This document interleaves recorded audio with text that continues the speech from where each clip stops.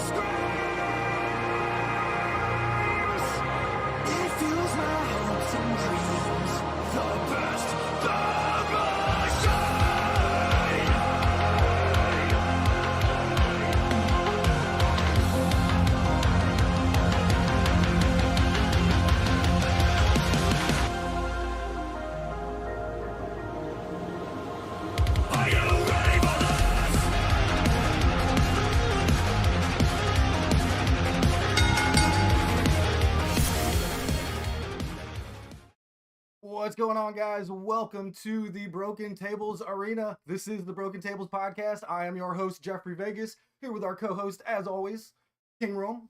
How you doing tonight, man? I'm doing great. I'm looking forward to looking through these results and figuring out if I successfully retain the title. All Out, man, it was a great show. There was definitely some discussion points, and I think that we're going to have a great discussion, some great discourse tonight. Yeah, I agree. There were definitely some questionable booking decisions tonight. A few people online are a little 50-50, it seems like, here with the booking tonight. So it should be a really good episode here tonight. And, we honestly do not know who won the prediction show yet. Yeah, I did my best. I thought it would be a good idea to kind of go along with a surprise. Yeah. I mean, I knew some that I got wrong. I also know that Forrest got some wrong, too. So, of course.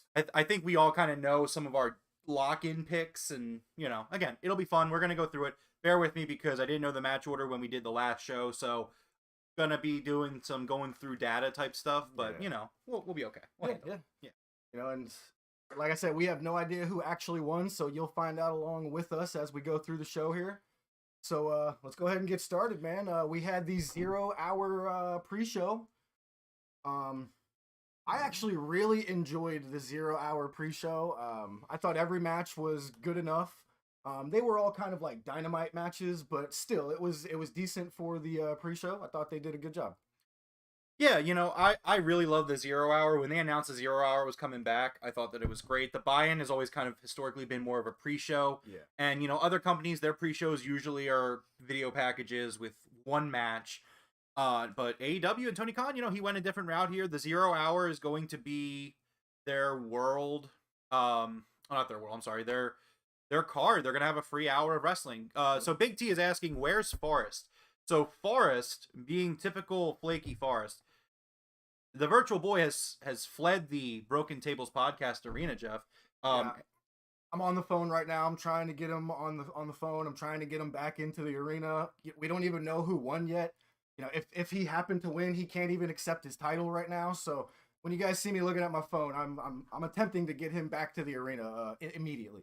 Forrest is extremely flaky, and that's why I hope that I did what I needed to do to win this world championship, to retain the world championship, because honestly, I'm terrified of what this could mean for the podcast with Forrest holding the big gold belt. Yeah, the way he just got up and left as soon as his guy lost, and I don't know what to say about it. That's just the way he is. But we shall see. And so there's going to be a lot of good discourse, I think, tonight. I think that we're going to have some fun. I know that some people in the King's Court didn't enjoy the show, and we're all here for the discourse, and we're going to talk our way through it. At the end of the day, I do hope that everybody had a good time with the show. Yeah. I think that there was a lot of really surprising booking decisions, but not necessarily bad. And we're going to get into them. One of them, I think I love the coach, but I think Coach was in the Discord losing his mind over this one match in particular, and we're going to get into it. That being said, I do have one extremely huge problem with tonight's show, as I think we all do. I think it's not a surprise as to what that is. We'll get to it. But yeah, like you said, let's get into the 0 hour. Yeah, absolutely. So, what was our first match on the 0 hour? So I was actually kind of surprised. The show opens up with RJ City interviewing Sammy Guevara and Ty Conti, and they don't look like they're ready to wrestle. So, they're talking about tonight, and Sammy and Ty, they start making out as they do, and you just start hearing this beeping, and like they're like, "Who interrupted our kiss?" Coach is in champ. Coach, it's okay, man. Look, everybody has a forbidden door. I had a rough night at Forbidden Door. I worked myself into some booking decisions, and like you feel really strongly, and you feel let down. I get that. But at the end of the day, let's talk through each match, and let's kind of work it out. Maybe by the end of the night, we can make you feel a little bit better. Not that it was a perfect show, but there are some things I think Coach is very upset about that he needs to. Maybe we can kind of help him out. But so anyway, so there's this beeping going on. And Sammy and Ty go around the corner, and they're in like this giant quad, like an ATV. I wouldn't say it's necessarily a golf cart. It looked more like an ATV, but a bigger ATV. It's like one of those John Deere ATVs. Yeah. It's like the green one that you see at stadium shows where they kind of like shuttle people around a little bit, maybe something like that.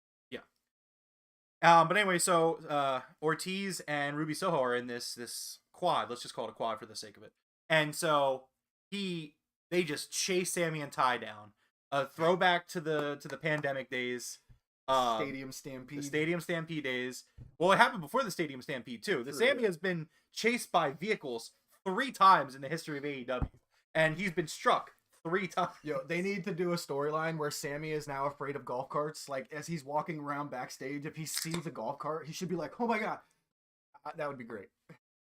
Yeah, that would be a really cool character trait. He's just afraid. Oh yes, please, everyone, Liquid Death, not sponsored. Would love to be sponsored. I fucking love this shit. This is the best water you're gonna drink. Okay, we're not sponsored. Hashtag not sponsored. This is not an ad. I legitimately love Liquid Death, and so does Jeff. This shit is. I was skeptical at first. I was like, canned water for real? That's so good. It changed my life. It really it's really good. It sucks because it's kind of hard to track down because there are stores that carry it, but they sell out so fast. Yeah. Whole Foods is like the only place that's like really well stocked, and like the closest Whole Foods is like 20 minutes from here, so it's like gotta go out of the way. But the only place I can find it is Target, and they only sell it by the single can, so I gotta pay like $2 a can. Dude, go to Whole Foods. Whole Foods.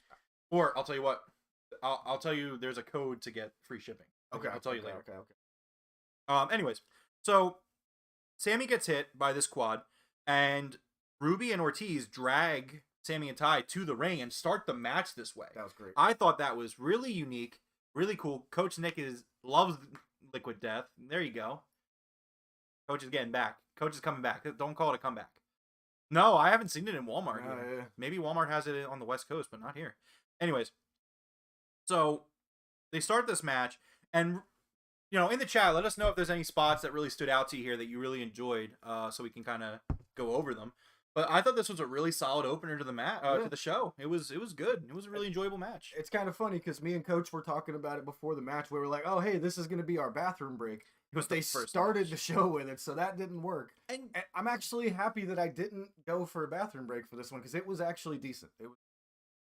Yeah, I really enjoyed it, and the fact that this is a very rare AEW decision to kind of do like 3 matches like back to back to back. Yeah. But it wasn't bad. I mean, the problem is just don't make a habit of it. But this was a surprising match. I mean, Sammy and Ty continue to surprise. I mean, I feel like a lot of people kind of are down on them, but they've been doing really good work since the bad storyline. They moved on from that, and they've been doing good. Yeah, it's been fine. I'm sure a lot of people still hate them because of how bad it did get. But I think they've gotten it back to a serviceable level, and I like how they're using the kiss where everyone's like, please don't make them kiss, and even this time they were like, who interrupted our kiss? That was perfect. It's great, man. Big T asking, how did Sammy get busted open? Well, I didn't see the spot exactly. My assumption is when he got hit by the quad, he either hit the quad in a way that made him bleed, or like when he hit the ground, or maybe he bladed a little bit to sell it. They made it a point where after he hit the ground, they didn't show him for a second. I think he may have bladed, but I didn't see where he got cut. And yeah, Trav, I do believe Ruby got her nose broken because she immediately covered up, and they didn't show her again at all. Yeah, they took her out of the ring. She's covering her nose. I think that she landed on it and probably broke it. Well, I think she took the Thai KO. I think she actually took the Thai KO straight to the face. Okay. But yep, good match. I have one question here though. Sure. Is like I'm cool with Ortiz being in this spot, but where does Ortiz go from here without Santana? I love Ortiz. That's why I'm asking. You know what I mean? I mean, being honest, it's not really a good situation for him. Nothing against Ortiz. He's a great singles competitor, but his gimmick, his whole career is kind of based off this tag team. Exactly. With AEW, you see it a lot where like the talent is so strong and the roster is so strong. It's really easy to get lost in the shuffle, and just I can't see him doing much except for being like Eddie Kingston's lackey. I mean, that's really kind of what it comes down to. I like that. I mean, again, like, yeah, you could use that and it could be a tag team and Eddie just has a friend on the roster and you know what I mean? Like, it works. But unfortunately, I mean, Santana's hurt and Santana Ortiz apparently have a lot of heat, so apparently they're done. And honestly, I think Santana's the star out of that tag team. Coach Nick says probably the Dark Order. Oh my goodness. Oh man, but no, yeah. I would think he probably just doesn't get re-signed. Unfortunately. Stuff. Yeah, I don't know. I do like the idea of putting him with Eddie Kingston. You know, he could be Eddie Kingston's Butch. You know what I mean? Mm-hmm. So that's not a bad idea. Pete Dune. Yeah, Pete Dune. Anyway, so in terms of the predictions, let's see what we got here. So everybody picked Sammy and Ty. I picked Sammy and Ty. Forrest did. Jeff did. And Big T was the legal man for his team. So everyone gets 1 point. Yeah, Kingston should form a faction called the Brooklyn Brawlers. That would be interesting. I'd be down for that.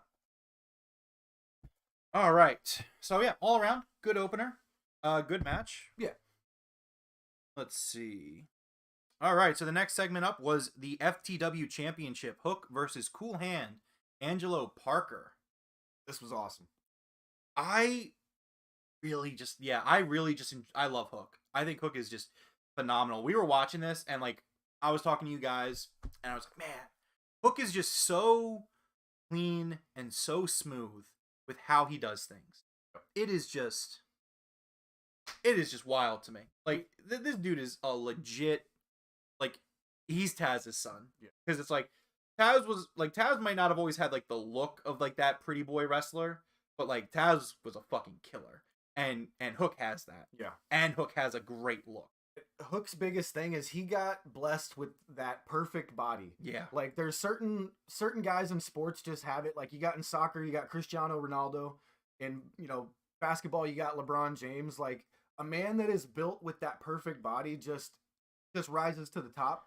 And Hook's he's got one of those physiques, man. It's just, and he got really lucky because considering Taz is his dad did not have that physique. No, not at all. So it's very lucky that he got that. And man, he's so smooth. Like you said it's perfect. The smoothness of how he flows in the ring. It's like he's been in there since he was born, man. It's crazy. It is. And I just feel like Hook, another thing about Hook is that he's just like, I feel like he's like the ultimate fan pleaser in a sense that like, he kind of just like, it's very hard to find a wrestling fan that doesn't like Hook. Yeah. Just because of like who he is, how he performs, his style in the ring, his presentation. It's just it really is just perfect. It's like it's very close to perfect.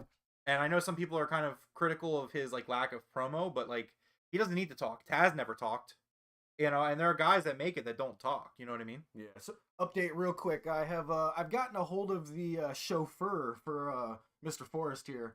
And he says that they are considering turning around to come back to the arena. So I'm going to give him a little bit more of a, not necessarily an ultimatum, but he's coming back to the arena. Okay.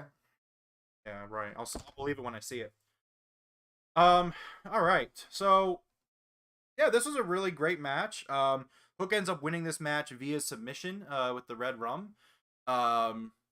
This again was just, Forrest kind of said it. He said, like, this felt like Hook's first real match. It did. It really did.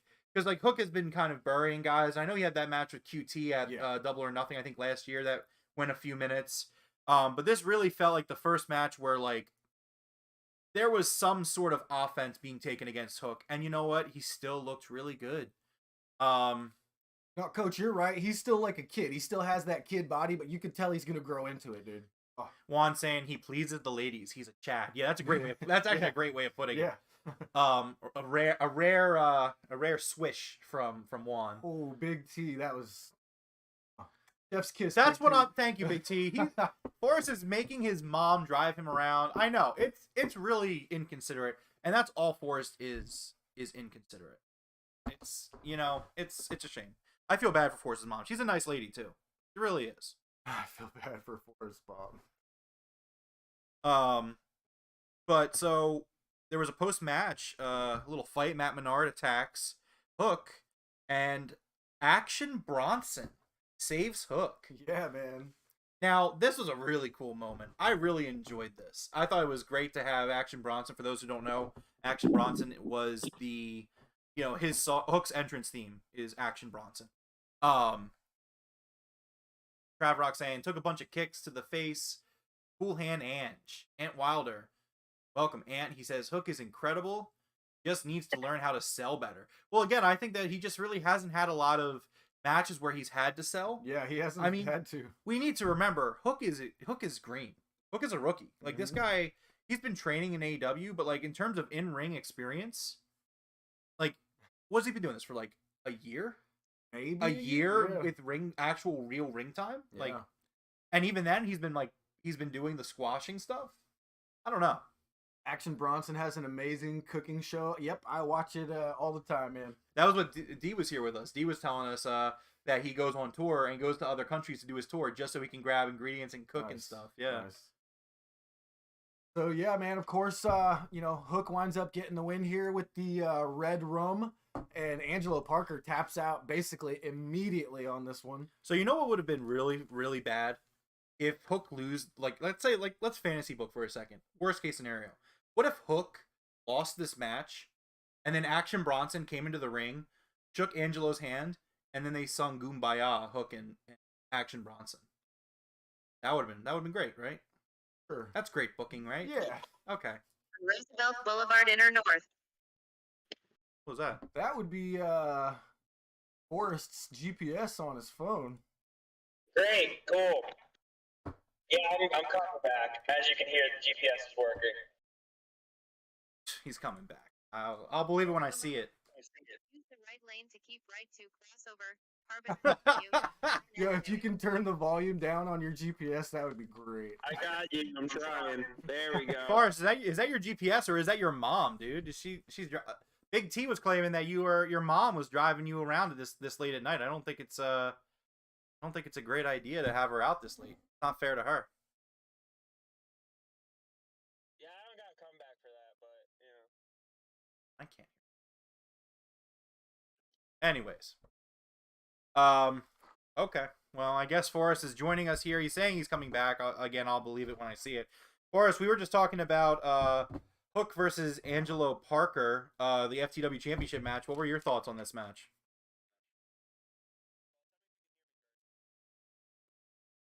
Still there? yeah, can you hear me? Yeah, give it a second. Old man Jeff is like screwing with my computer's volume right now. I'm making sure he doesn't come in through the mic twice. Jeff's in shame. I think we're good. Okay, so Go ahead, Forrest. Your thoughts on the Hook match? no, it was good. It was like the first real Hook match. Like he actually had to fight a little bit. So it was good to see. I do kind of agree with the work on your selling a little bit, but all in all, it was pretty standard Hook match with a little bit extra, and then he hits the red rum, and then leading up to an angle. So I thought. All right, so everybody took Hook to win this match. The legal men in the tag match were Juan and Coach. So I took Hook, you took Hook, Forrest. Juan and Coach all chose Hook. So we all are once again getting a point. Everybody is currently tied in every match.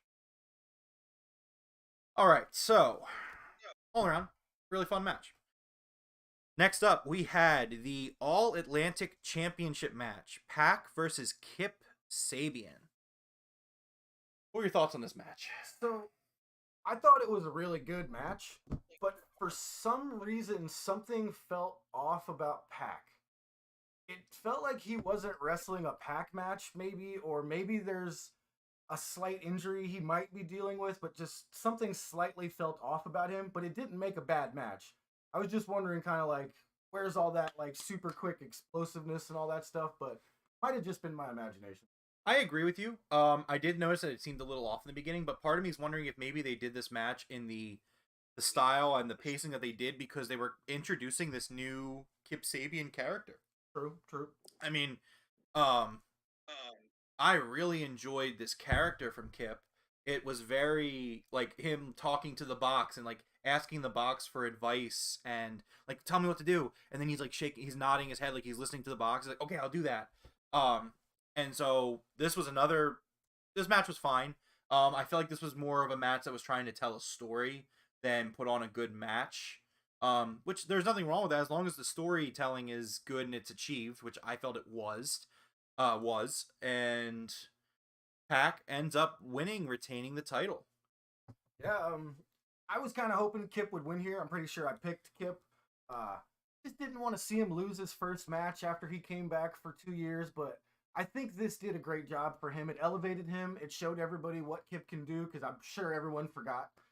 I really, really enjoy that he is keeping the box gimmick and he's wearing it to the ramp and he's taking it off. And he was talking to the box throughout the match. Like, I really enjoy that. So it gave a place for him to continue to rise to and stuff like that. So I think this was fine. It was great. Pac retains and, we got Kip back. So yeah, I mean, I thought it was a great entrance. Really interesting character. I mean, for me, again, like, I don't need a match to be a super great, like, athletic match. As long as you can tell a really good story, like, that can make up for that deficit. And I feel like this match really did that. So I didn't really have a big problem with it. I really liked Orange Cassidy coming out after the match. Big pop for me. I definitely popped. It was my first pop of the night. Yeah, Coach. Bad weather, unfortunately. Forrest and his mom are currently riding, and the weather is bad, I guess. I mean, I don't know where he is, to be honest. He's not here, so. They said he's on the road. He's obviously using that satellite link, and we'll see. 103. He does better Wi-Fi, Jeff. Get better Wi-Fi? Yeah, get better Wi-Fi. My Wi-Fi is fine, sir. We are currently live on YouTube with no streaming issues whatsoever. So maybe, perhaps it is you that are the problem, as per usual. See if you can turn that up a little bit. I'm gonna move the mic a little bit, so maybe that'll fix the problem. Anyways, It's not us. no, I know Oh, I it's see what Forrest. you're saying. Yeah, but maybe we can balance out his issues. Anyways, so in terms of Forrest, why don't you give us your thoughts on this match before we go into the points? I agree. Slow start, slow pacing for a Pac match. I agree with that. The talking to the box was by far the best thing. I'm very interested in that character, and I'm excited to see where it goes. I really like Kip. I really like where the possibilities of where this could go. I'm very excited to see what's next. Coach saying he'll never go to the East Coast now. Coach, it's not that bad. Relax. The East Coast is great. I love the East Coast. I would not want to go somewhere where it's 103 it's like what, like 8 o'clock where you are right now? Fuck no. I'm not going. Yeah, how is it 103 degrees at 8 o'clock? My God. Yeah, that's a no for me. I'm tapping out on that one. That's not gonna work with me. Anyway, so the points. It looks like we had our first split of the night here. Jeff and Big T were the legal guys. Everybody took Kip Sabian except for Forrest. Forrest did take Pac. So Forrest is the only one who gets the point here. Pulling into the lead. I'm not impressed yet. I know. It's gonna take a little bit more than that for him to impress me. I have cleared up our audio issues. I paid the extra fees for the satellite link. We should be good. It's a waste of money. Yeah. Anyways. Well, the driver's coming out of your paycheck as per my new contract, so. You really signed that? Your fucking lawyers are terrible. Did I forget to read the fine print again? Again? Jeff, you're getting worked by all of your talent. Like, what are you doing? This is not good. The canon of the Broken Tables podcast is that you are never read any fucking contracts. Liquid Death just almost came out my nose. Not good. Not good. Ant Wilder saying, "Run, Liquid Death Forrest, gonna run." live He's up gonna to have his to name. run. Forrest, run. Anyways, but yeah, so I really loved this segment afterwards with Orange Cassidy and Pac. Cassidy comes out and Pac says, "No." He just yelled, Just no. "No, you're not a wrestler. You're a joke." And I was like, Jeff, I didn't know that you were in AEW all of a sudden. Jeff with that the heel takes. You know when the heel is saying something and it's the same thing you say. It's a bad take. Yeah. But yeah, I'm so excited for Orange Cassidy Pac 2. Yeah. Their first match was a fucking banger. It was a great match. Can you imagine Cassidy Yeah. winning this? I can It's actually. literally the belt that I said. I'm like, give him that belt. You know what I mean? Like, I agree. I think Cassidy has earned gold. see drunk Jeff? Nah, it's just water, man. Liquid Death. There we go. We should be back. What Stream happened? never ended. There we go. We're back. I don't know what happened there. We're back for us. Are you there? Yeah. Okay. All right, that was weird. Yeah, it's the only thing I could think of there was the Wi-Fi dropped for a second, but That would be the It's first time there. that's ever happened. yeah, I have no idea. But No, we the should be driver- back. Everybody hit the Stop at I just want some food before we go back to the arena. Take your time. Yeah, I think Forrest is fucking with the feed right now. yeah, that's the satellite link ain't working too well this bad weather, man. No, but anyways, There's you were no reception here in the drive-through. Sorry. but yeah, I thought this was a great setup for Cassidy, and I could definitely see Cassidy. You were saying you could see Cassidy beating Pac this time around. I do too. Yeah, I- absolutely. I think that would be great. Yo, gas is below $4. Let's go. Let's get it. Yo, fill up the tank. Fill up the tank of the limo. Let's go. Yo, yeah. No. We're gas covered. We got it. Go for it. Fill it up. Yeah. Whole thing. Yeah. He must be Sorry, in what were you fucking saying? Jersey because it's not legal Yeah. to pump his own gas. Forrest is such a lazy piece of shit. He can't even pump his own gas, so he lives in New Jersey, so he doesn't have to pump it himself. Anyways, Yo. But All like right, fast. so So nice. of course, Pac gets the win here in a very, very good match. Kip Sabian had a great match back for his first. I didn't see any ring rust on him at No. all, so that was fantastic. and then after the match or after the segment with Cassidy and Pac, Kip's got the box again. He's screaming at the box it's your fault. like I listened to you. I'm intrigued by where this is going though. Fell asleep on Clash. Oh I don't man, blame Ant- him. I don't blame him. I mean, yeah. The only match I really, really enjoyed in Clash is I went back and watched Sheamus versus Gunther, and holy shit, that was good. All I'll say, there was a lot of discussion in the Discord yesterday. The ending of a show is the most important part of the show. It is the moment that you're left with. And we're going to talk about the moment that we're left with tonight. And you know what? If we want, if you feel like it, Jeff, we can compare to the moment we were left with yesterday. Which I think it's a good idea to do that. Yeah, we'll do that when we get to it. Cause, We'll get to it. But moving forward, Juan is correct. Forrest needs to get off that Boost Mobile plan, especially if you're taking Jeff's money. You might as well. So next matchup we have Eddie Kingston versus Tomohiro Ishii. My autocorrect changed it to Tomorrow Ishii. Tomorrow Ishii. to Tomorrow Ishii, but it's Tomohiro. Dude, I don't know if Ishii's theme music was a Mikey Ruckus creation or if that's his stuff in New Japan, but what a banger! Yeah, that song was nice. That's a great fucking theme. Absolutely. I was like, damn, I was grooving to it, Coach, I'm sorry. This is we're on Rome's computer and he does not have avatars installed. I do apologize, but we will get that handled. Yeah, it's a brand new computer. We're ironing it out. Don't worry, we're gonna get it all figured out. It was the only thing that I didn't get ready for tonight, and it takes more than just a couple of. But I am happy to announce that Jeff finally figured out the going live from my end thing. So now, when a news story breaks and old man Jeff is taking a nap, the King's Court will be in session moving forward. Absolutely. That I can assure you. It actually was not anything on mine I or Juan's part. It turned out to be something with YouTube where they weren't sending out the email, and it finally started working over the past couple days. Yeah, it was really weird because you kept sending me the emails. I just wasn't getting them. Anyways, just didn't see it, so was gonna start it Coach didn't see it. I think he's talking about the Flash. I don't know. So I feel like that a lot of people don't really like Tomohiro Ishii, at least in our Discord. And I would just like to say, shut up. No, but no, I'm just kidding. I know the dude looks a little weird and he kind of walks a little weird, but at the end of the day, this match, and yeah, Coach thinks he looks old. Old man Jeff. I do think Coach has said that Tomohiro Ishii looks old too. Old man Jeff. Oh yeah, and Rome. Yeah, you're correct, Juan. You're the audio guy. That had nothing to do with you. I know. Oh, okay, yeah.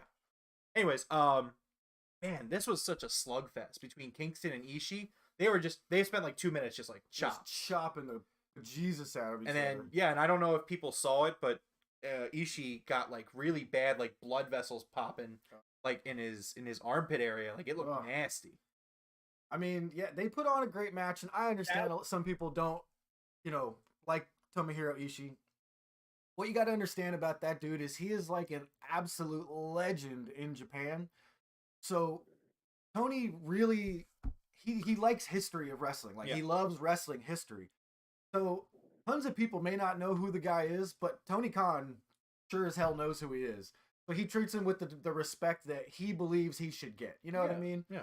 So I get it that a lot of people see the guy and they're like, who the hell and why is this guy here? You just got to understand the history from the guy, and then you get it. You know what I mean? It's kind of weird to say this, but it's almost like dragging out a 60-year-old Hulk Hogan if they did. You know what I mean? Like, the dude's got massive history, and if you didn't know who he was, you kind of should. You know what I mean? So yeah, it's understandable. I mean, again, Tony Khan does bring people in from around the wrestling world, and that's just the way. What? Stone Pitbull, baby. Yeah, Stone Pitbull. Yeah. But yeah, it was great. Coach. Oh, okay. Coach was talking about the battle royale. Yeah, Coach. I'm sorry, I was confused.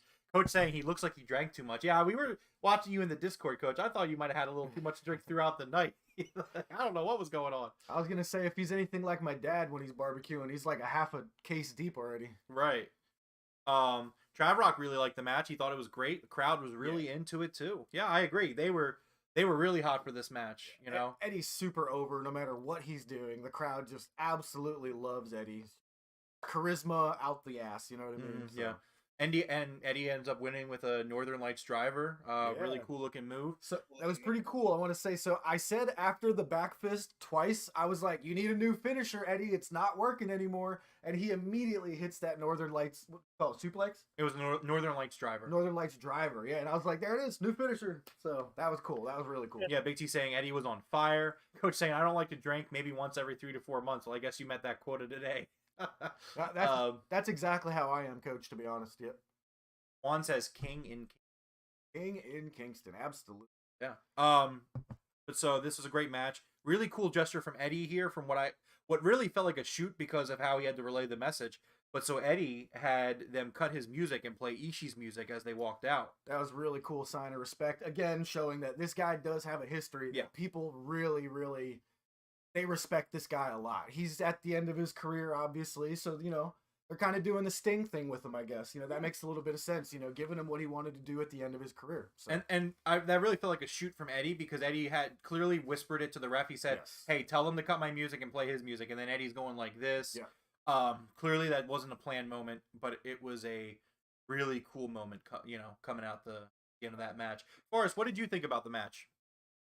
The chop fest was beautiful. That is the shit I love. Oh my God. Them just chopping the shit out of each other, and you're like, it's gonna end. No, they kept going, and then you're like, it's gonna. No, they still kept going. That shit was fire. Then on top of it, his injury where the blood vessels popped was on the insertion of his pec. So that's where that was. So that was like the few stray chops more into the joint, caused that little build up there. But it was just the skin, blood vessels. So. And, I thought it was great. He needed a new finisher, and like Jeff said, he called it. You need something new. Bam, something new. So it was good. Hey, if the whole point of this match was just to show Eddie has a new finisher, cool. That works for me. I just enjoy Eddie slapping the shit out of people and him getting slapped back. It's great. Absolutely. Big T says broken table drinking contest next pay-per-view. Well, we'll talk about the next pay-per-view. There might be a little special something going on. Yeah. Pay-per-view. Now, I would lose immediately. I drink once every 3 or 4 months, and one can like this size would put me out. Yeah. Unfortunately, that is something Forrest would definitely win as a Broken Tables podcast drinking. Forrest would destroy us. Forrest, that is one thing where I will bow down to Forrest. He will win that. That is one thing. But He doesn't win it Not much by else, but choice, that is probably one by thing. accident. that's good on you, Coach. No alcohol in your entire house. I can't say the same. I brew my own mead. I have 5 gallons in a barrel sitting in my closet. All right. Well, in terms of the points for the predictions, everybody took Eddie Kingston. The legal guys were Juan and the coach.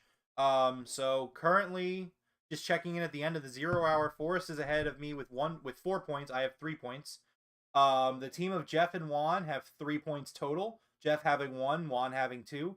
Big T and Coach are tied with them with 3 points. Big T having 1, Coach having 2. I'm currently going to pull up the media scrum just in case anything cool goes on. I usually listen to it at the end, after we do the pod, and then kind of share in the Discord, which if you're not in our Discord, should be. A lot of good discussion going on in the Discord. Somebody can link to the Discord, please, in the chat. Anyways, all right, so we are moving on, and we are at what? What is it? Big T just posted. He's like, if you missed what Forrest said at the beginning, and it's the wah wah wah wah wah wah wah wah from Charlie Brown. That's what I feel like Forrest is usually sounding like, even in person. Oh man, Wah, wah, wah, wah, wah, wah. that's why I love you guys. It's excellent. We love the community that we have here. So good. Anyways, all right, so that was 0 hour, a really strong hour of wrestling, especially considered it was free. Yeah, absolutely. And I think that this is a really great way to do it because I don't know anybody. I mean, maybe somebody could say they know somebody. I have never heard of anyone watching a buy-in or a pre-show for the video packages being like, you know what? I'm going to order this pay-per-view. I've never met anybody. Like, it's go ahead. I saw one tweet in particular. Someone said, we only had 1 match on the pre-show for Clash. That was plenty. And I was just like, what? Out of your mind. What was the other 45 minutes of the pre-show? Don't they do 2 hour pre-shows? I hope not. I think they do. Listen. If you can listen to Booker T for an hour, power to you. But I get 10 minutes of Booker T and I am out, man. Oh. Not good. Yeah. Again, it's this unfair, it's this bias from Fed fans who don't watch the product, who don't watch AEW, and they just want to shit on the show. And you know what? Fuck them.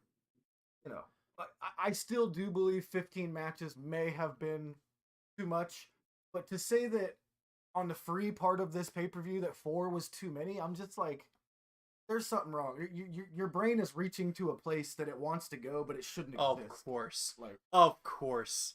Juan enjoyed the pre-show. Are you talking about the Clash pre-show? Because he also says 1 hour pre-show, so I assume he's clarifying that it is a 1 hour pre-show. Ant Wilder saying he hates Booker T, as do we. Yeah. Fuck Booker T. Coach is saying looks like College Game Day, and I think that's what they go That for. is what they're but going is there anybody, hold on. So, is there anybody that likes football that's like, oh, you know what sounds great right now? You know what sounds great? The fucking pregame stuff. Nobody in the world, I'm ready for Eagles football next week. I'm going to be sitting in front of my TV at 12 o'clock. And the last thing I'm going to do at 1 o'clock is be like, damn, I can't believe this pre-show's over. No! You want to get to the action. You want to get to the game.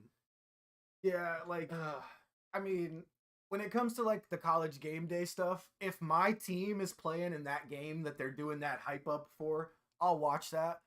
But I don't watch that for every single game. No. Yeah. And again, it's very authentic to sports. I'm not saying it's not, but when you are in wrestling, football is a different thing. Football is a game that is played in a set time limit.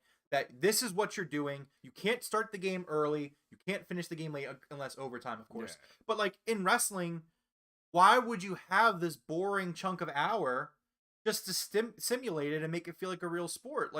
It's just not fun. Yeah. But anyways, my point is, 0 hour, huge success. I really hope they keep doing it. Give us that free hour of wrestling. And you know what? For the people who say that, 5 hours is too long, then you don't watch the 0 hour. You can still get the main card. Yeah, Excuse a me. 4-hour pay-per-view is pretty average. Right. I don't have an issue with it. I mean, I think Tony Khan's made it pretty obvious that every pay-per-view is going to end it. Yeah. It's just how it goes. Well, they do the media scrum afterwards. It's really, they don't want to keep the media there till probably like 3, 4 in the morning. So, all right. So let's get into the main card. We kick off All Out here with the Casino Ladder match. Wheeler Yuta versus Claudio Castagnoli versus Rey Fenix versus Penta versus Andrade versus Rush versus Dante Martin versus the Joker. The Joker. The Joker. So this, in my opinion, I'm talking about the Joker's return type thing, was absolute perfection. The match itself was great. It was fine. It was an awesome, cool ladder match. But the way that they had that entire faction come out and basically just destroy the match, take the chip, Joker comes out and they hand it to him for the win. In my opinion, like some people may disagree with this, Yeah. I thought that was perfection. You know, I absolutely agree with you. I think that, you know, there's a fine line between screwy finishes and good booking. I think that you can make a screwy finish work. The trick is do not rely on the screwy finish too often. Yeah. And I think that that's the real disconnect that, you know, WWE defenders and AEW haters don't understand is, you know, like, for example, there is a bad booking decision on this show tonight. A very bad booking decision, and we will get to it. But I'm not going to sit here and say that the sky's falling because it's an anomaly. Like, the trend is usually good booking. When a match ends, you know, I was going to say when a match ends in a disqualification. That never happens in AEW. Maybe like once or twice in the history of the company. But when you get like a somewhat screwy finish, you're not conditioned in AEW to expect it. Because it doesn't happen often. Usually there is clean wins and that's what it is. Yep. And you know, this match, I think Tony Khan booked this match in this way because number one, the finish is just fucking perfect in terms of storytelling. But number two, it's a ladder match. There's no pin going on here. There's no actual fall going on here. But let's talk a little bit about the match itself. What was everybody's favorite spot in the ladder match, man? Let's hear what people loved about the match. Or in general, what you guys thought about it. I would be surprised if the favorite spot is not the Code Red to Andrade on the ladder from Penta. That looked absolutely disgusting. And then immediately we get our first shout out of the night from Rey Fenix with a frog splash onto Rush through the table on the outside. Yeah. I love the dynamic of these casino matches where they kind of enter in times. So we started with Yuta and Fenix. Yep. And I really loved Wheeler Yuta in this match. The sense of urgency. You know what I noticed? Especially from the youngest guys in this match, sense of urgency. Yeah. I really love that. Between him and Dante, every time, like, not everybody did this, but every chance Yuta had to climb that fucking ladder, he was up that ladder. Yep. Dante, same thing. That was hunger from your young stars. Absolutely. And, like, whether that's a booking decision, whoever's call that is, I'm not even saying this is a Tony Khan thing. Whoever was doing this in the match and was like, I think the young guys need to be the hungriest guys in this match. That is, like, bravo. That's just bravo. It's beautiful storytelling. And I loved it. I absolutely loved it. I also love the dynamic between Rush and Andrade, where, like, we were concerned about some of these teams working together to get the chip. They were the only two that would do that, and they were heels, so it made sense. The way that Andrade and Rush were trying to get the chip at the same time so that they could both have it. Yeah. I don't know what their main goal there was, but it was really cool to see that, like, we actually thought that might happen. We're like, dude, if they both grab the chip, do they both get this? Like, is it we were sitting three-way? there. Yeah, we were discussing that. Yeah. Coach Nick agrees with us. His favorite spot was the Canadian Destroyer, and then with Ray and the Eddie tribute in the Broken Tables shout out. Ant loved the explanation there. Appreciate that. Yeah, man, I really love the storytelling in this match. I loved the unique ladder action. Like, the spots were very unique. When Claudio enters and he's got that ladder and he pushes it backwards and he has it in a way where it stops it from falling. The strength in that man is insane. It's wild. You know, but so the match fills out. We got Dante comes in, then Penta enters. Then the destroyer on the ladder spot that we talked about. Ray gives us the shout out. And then it's time for the Joker to come out. And before the countdown reaches 0, And this was my favorite part. Forrest's favorite part, and mine as well. A bunch of masked men show up and just beat the shit out of everyone. And then they set up a ladder, and one of the masked men climbs the ladder, grabs the chip. He removes the mask. Stokely Hathaway. And all the other guys are taking off their masks, and it's all of the guys that Stokely gave cards to. It's everybody that we have called for the past 4 or 5 weeks. I don't know how you said it first, but you nailed it, and we figured this out. And I don't think I saw anybody else with every single person like we did. Yes. I would like to say, please in the chat, hit hashtag Rome was right. Juan, you may acknowledge me. That's acceptable to me. In clearer, plainer words, give me my fucking flowers. I'm just saying, I've been sitting here for weeks calling this, and we'll talk about the ending of the night as well when we get to the ending of the night. But so the timer starts to count down, and Sympathy for the Devil from the Rolling Stones, which is not cheap. Fucking Rolling Stones plays, and out comes this all clad in black with this like Oni demon mask, the Joker. The Joker comes down to the ring. Stokely hands the Joker the chip.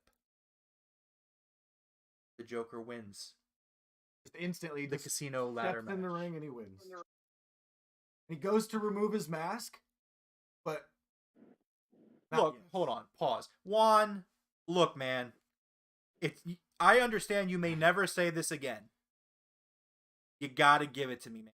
You gotta give it to me. You just, like, at this point, if you don't give me this one, thank you, Coach. Thank you, Trav Rock.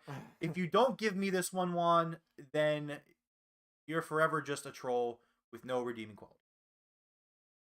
True, he did call this one. I've called this for weeks. I sat here for fucking weeks saying it. Like, there's something up to this. Yeah. From the second Stokely Hathaway reached in and whispered something to Ethan Page, and Ethan just smiled, I was like, this is the spot. That was the night you called it too. I remember that. I gave you your props in the Discord. Juan, just do it live, okay? I'm asking for one night only, one time. Just say, I acknowledge you, Rome, with the emoji. I'm literally letting you do a Roman Reigns meme. I'm literally allowing that.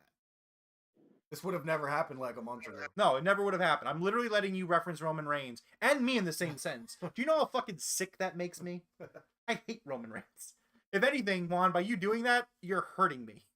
Anyways. So I don't believe I've ever seen Stokely wrestle. I think maybe in MLW or something else he may have done some ring work, but I do believe he is only a manager at this point. Yeah.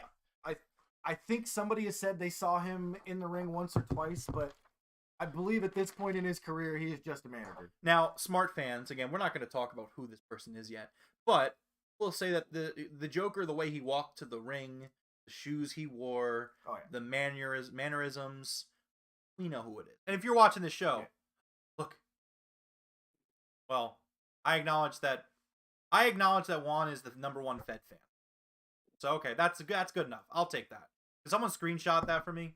Can I get a screenshot? Coach Nick, Big T, Trav Rock, can somebody in the King's Court please screenshot that so that way I have that for future use? Thank you. Please DM me. My DMs are open. Juan, if you want me to delete it, you're gonna have to pay me for it. All right. So yeah, like I said, the Joker goes to reveal who he is, and he says, "Not right now." So we'll get to that later. Yeah. So in terms of the points, let's see what we got here. Figure this out. All right, so it looks like everyone picked the Joker, so everybody's going to get a point for that. The legal guys in this were Jeff and Coach. I picked Adam Cole, not Adam Cole. Forrest picked Samoa Joe, not Samoa Joe. Jeff also picked Adam Cole, and the Coach picked Kota Ibushi. All good picks. I was a little surprised we didn't see Adam Cole tonight. I was. Tony Khan said that the roster was going to be at 100% after tonight. And clearly he was talking about the Joker, which I get, but no Adam Cole tonight. Now, I was thinking about that, and Adam Cole's not actually gone anymore. He showed up a couple weeks ago, you know, he was there. Yeah, I guess. He hasn't had an in-ring return yet, but he is back on the show. So I think that is where Tony might be thinking in his head. He's like, Cole's back, but just not in a match. Yeah, coach is like, you should have let me pick two guys. Yeah, I think one of his other pick was actually who the Joker was. Yeah. So coach actually did call that as one of his two picks, but he had to double down on it. We had to get a more. Yeah, we even said we need one, coach. We need one. I know, coach. It's all right though. You get to know that you were right, so it's fine. But anyways, so everyone is getting 1 point. That being me, Forrest, Jeff, and the coach. Forrest, what did you think about this this ladder match and the reveal of not the reveal of the Joker, but the Joker winning? Perfect. This was great. Like, I'm not even mad that it wasn't jokes. I was like, this is so much better. Like, this was great. Like, damn. Like, it was just like, the mask was cool. The presentation was cool. The devil you know. Like, the smarter you are, the more you're rewarded. Like, you don't. This is one of those beautiful moments where AEW isn't WWE, because WWE actively goes out of their, or used to, I don't know what they do now, but go out of their way to insult your intelligence and berate you for paying attention. Still do. Yeah. Whereas this is like, you are so rewarded, and I eat that shit up. I love when you're rewarded for paying attention. Yeah, I agree. Absolutely. Completely agree with you on that. So overall, I thought this was an excellent match. I can understand some people being disappointed with kind of the finality of the match and how it wasn't the Joker himself that won, but you know what? Makes you hate the Joker even more. I think it was absolute love perfection. I actually enjoyed it more that Stokely went up there and got it and then handed it to him. Like, I loved it. I don't know why. I fucking loved it. Yeah, Juan thought it was a great swerve by AEW. No, yeah, I don't think anybody expected MJF to win. That's a great point. Yeah. Anyways, moving on. So next up we have the World Trios Championship Tournament final for the Trios Championship. It was the Dark Order and Hangman Page versus the Elite. I would just like to start by saying there was a video game sign here.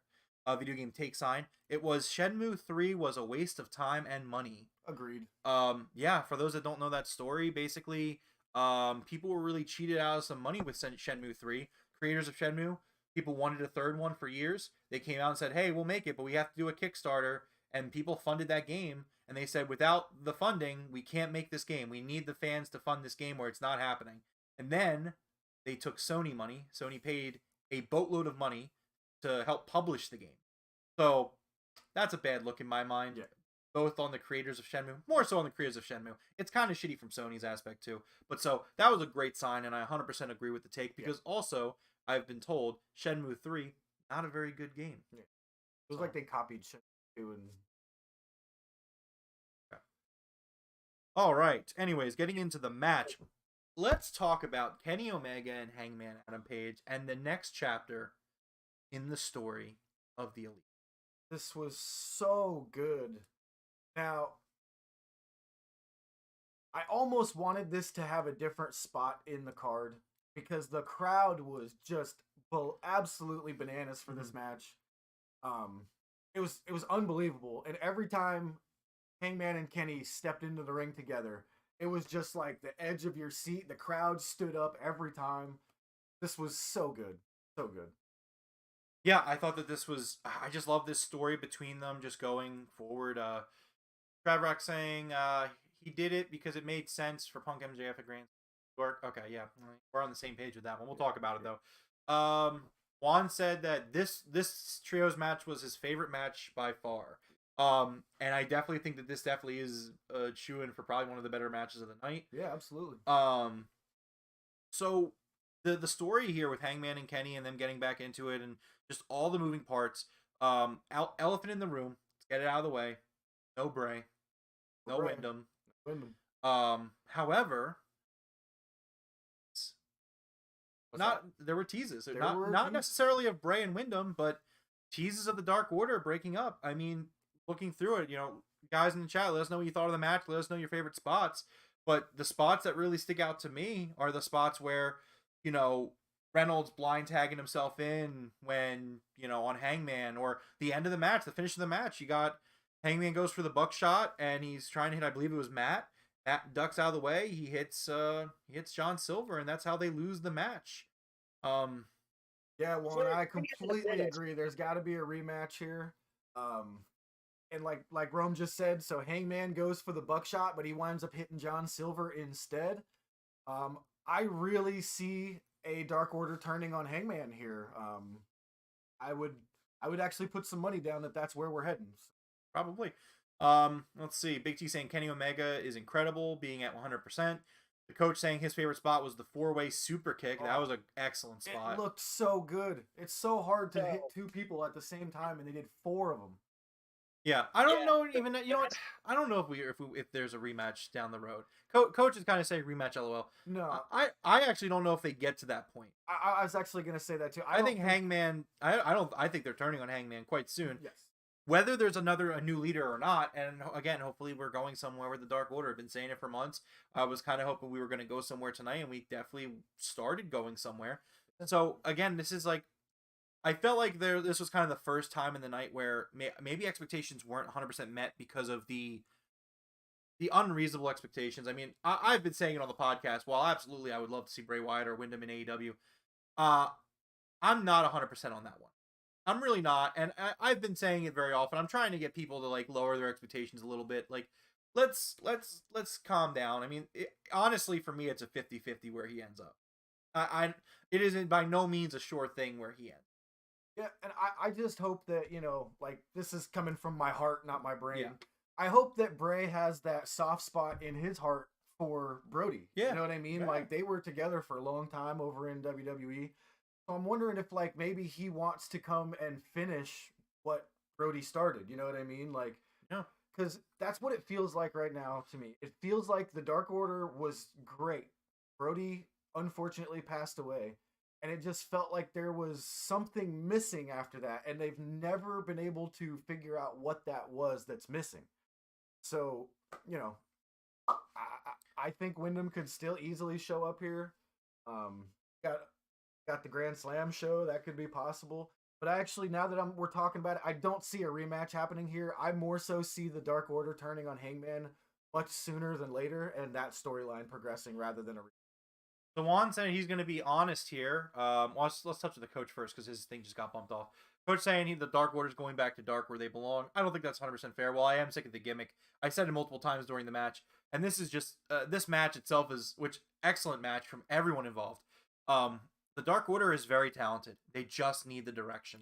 They really just need the direction. Juan was saying he's tired of the Bray Wyatt teases, no matter where he's ending up. I mean, me personally, yeah, it is getting a little much, but like, I'm still a Bray guy, and I'm still gonna wait. I'm still gonna listen to everything he says. That's just the way it goes. Coach saying he keeps seeing everyone saying a Halloween time because his character fits that. He's not educated enough on Wyndham. That's a possibility, but I mean, you're really making people wait at that point. The dude's been out of wrestling. At that point, he'll have been out for like almost 1.5 years, 2 years at that point. That's a little bit too much. Trav says this makes him the perfect person to do it. I think he was talking about what you were saying about Bray finishing Brody's work. And saying Dark Order joins forces with House of Black with Bray as their leader. That would be fucking sick. Yeah, that would be really nice. Coach saying he'll behave himself with this match and the other ones upcoming. Coach, yeah, feel free to, like, this is a discourse, you know, feel free to give your opinions. Yeah. Hopefully I can kind of calm you off the ledge a little bit. I feel like you were super out on this show, which, you know, each teach their own. I still thought this was an excellent show despite some booking flaws. Exactly, Big T. I waited 7 years for Punk. Exactly, dude. That's all I really needed, but there's more to this show than that. That is true. Just hope we don't have to wait that long for Bray. Holy shit. That's true. So one quick spot before we move on to the results and get Forrest's take on this match. I love the spot where Kenny and Hangman just want to fucking go at each other, but neither of them are the legal man. Yeah. And so the ref's like, you guys aren't the legal man. You got to get out of the ring. And the legal guys are like just laying on the floor. Kenny and Hangman look at each other and they pick up their partner and they drag their partner, make the tag, and then they fight. Like, chef's kiss. That was great. Chef's kiss. Great. That's amazing. It is great. Excellent wrestling. And great work, great wrestling, bad booking. Okay. I don't know if you're talking about this match or just how you felt about the show in general. I thought the booking of this match was phenomenal. And again, we're moving to the next chapter of this storyline, not just with the Elite and Hangman, but also with Hangman Dark Order. Yeah. You know, I know people hate on Hangman's storyline, but is Hangman kind of like, he's like one of the most important guys in AEW history. Yeah. He like you look at most of the major storylines, and he's been a part of all of them. Even the CM Punk return. Yeah. He had his role in that too. I'm just saying, give Hangman his flowers. Like, I feel like I'm not even like a big Hangman guy. I like Hangman, but like I feel like I'm constantly defending Hangman on this channel. And it's wild to me because it's like I'm really not that big of a Hangman guy, but people are not giving this guy his props. And it's crazy to me. But anyways, Forrest, what did you think about this match while I tally up the points? Yeah, 100% Kenny is amazing. So happy about that, to have him back at 100%. Yes, please, thank you, do more of that. Also, really liked I liked all their ring gear for the Elite side. And also those new shoes look fire. Yes. But yeah, that spot where they both look at each other and then they drag the legal men so that they could tag to then go beat the shit out of each other. Oh, so good. That was such a good spot. Like, Rick Knox, that had to be planned. There's no way that was on the fly. Because it was like, it involved the ref. The ref's like, no, you guys can't fight until you're legal. And then they're like, fine. It's great. So good. And then just always really good action. And the ending was really good. Because, as you said, it's going to further the story. And the Dark Order actually, by being friends with Hangman, is actually what caused their downfall overall in popularity. They, there was kind of like, it was a joke on BTE, Hangman put in the letter and they missed it, haha.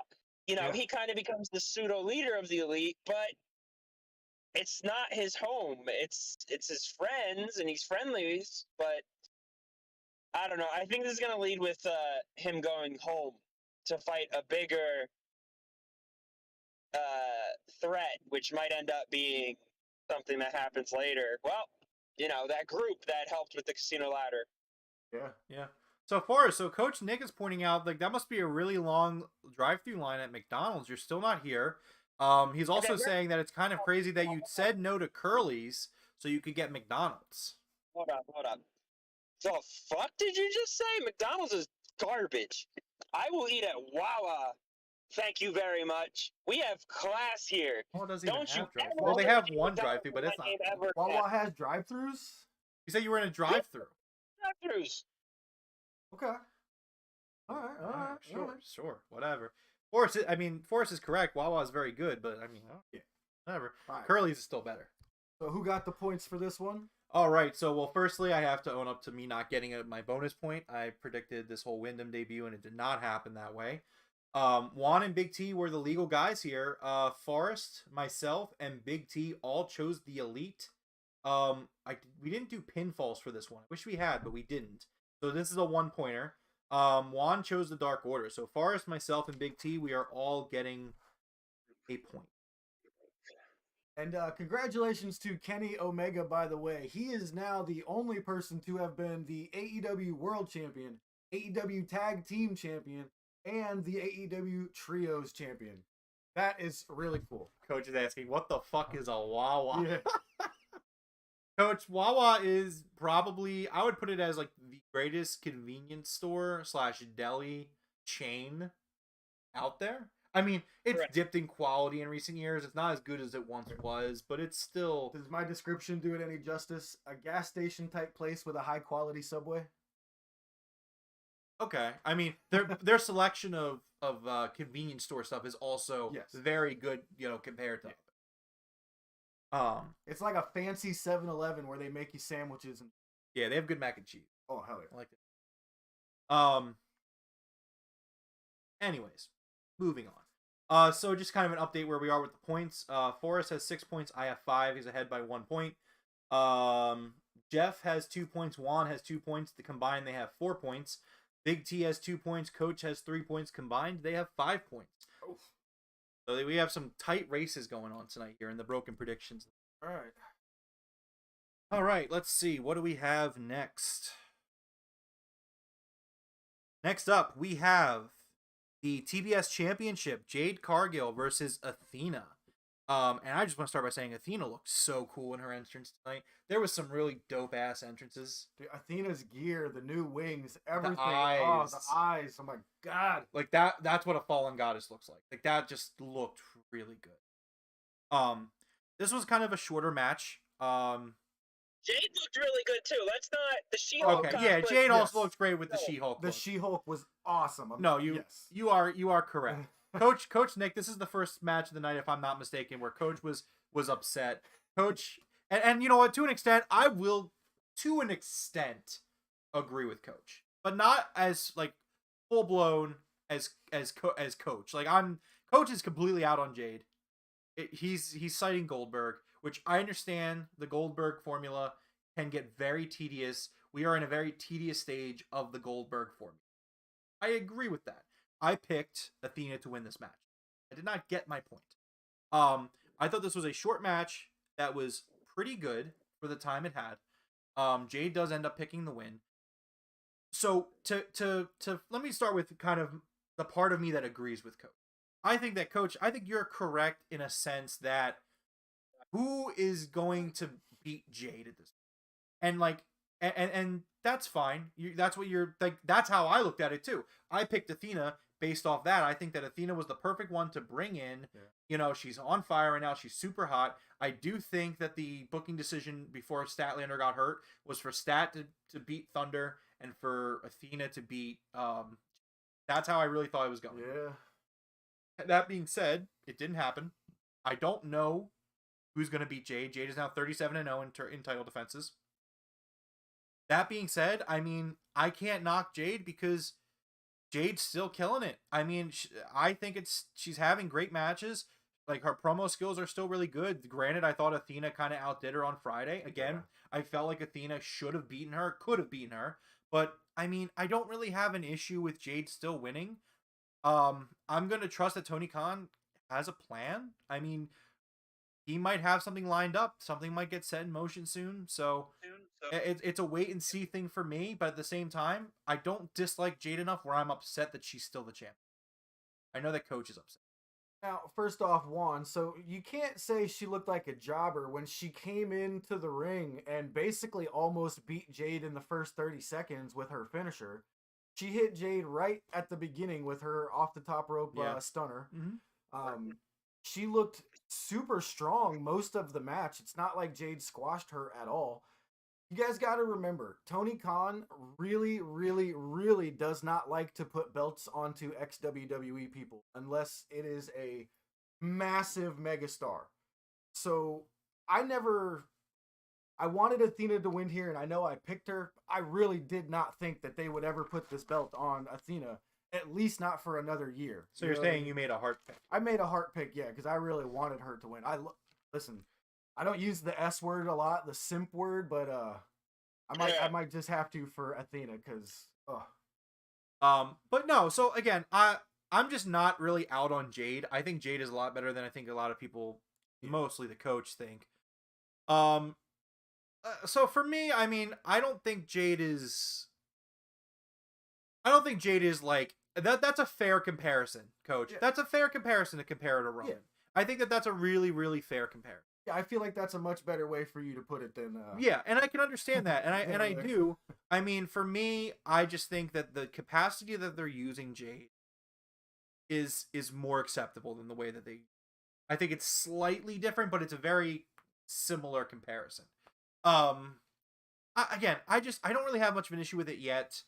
I agree with the fact that I thought Athena should have won based off the booking. I do. Yeah. But at the end of the day, for me, this is hardly something to be like, man, this sucked. Like, I don't think this sucked at all. I would not say that this sucked. No. Did it need more time? Yeah.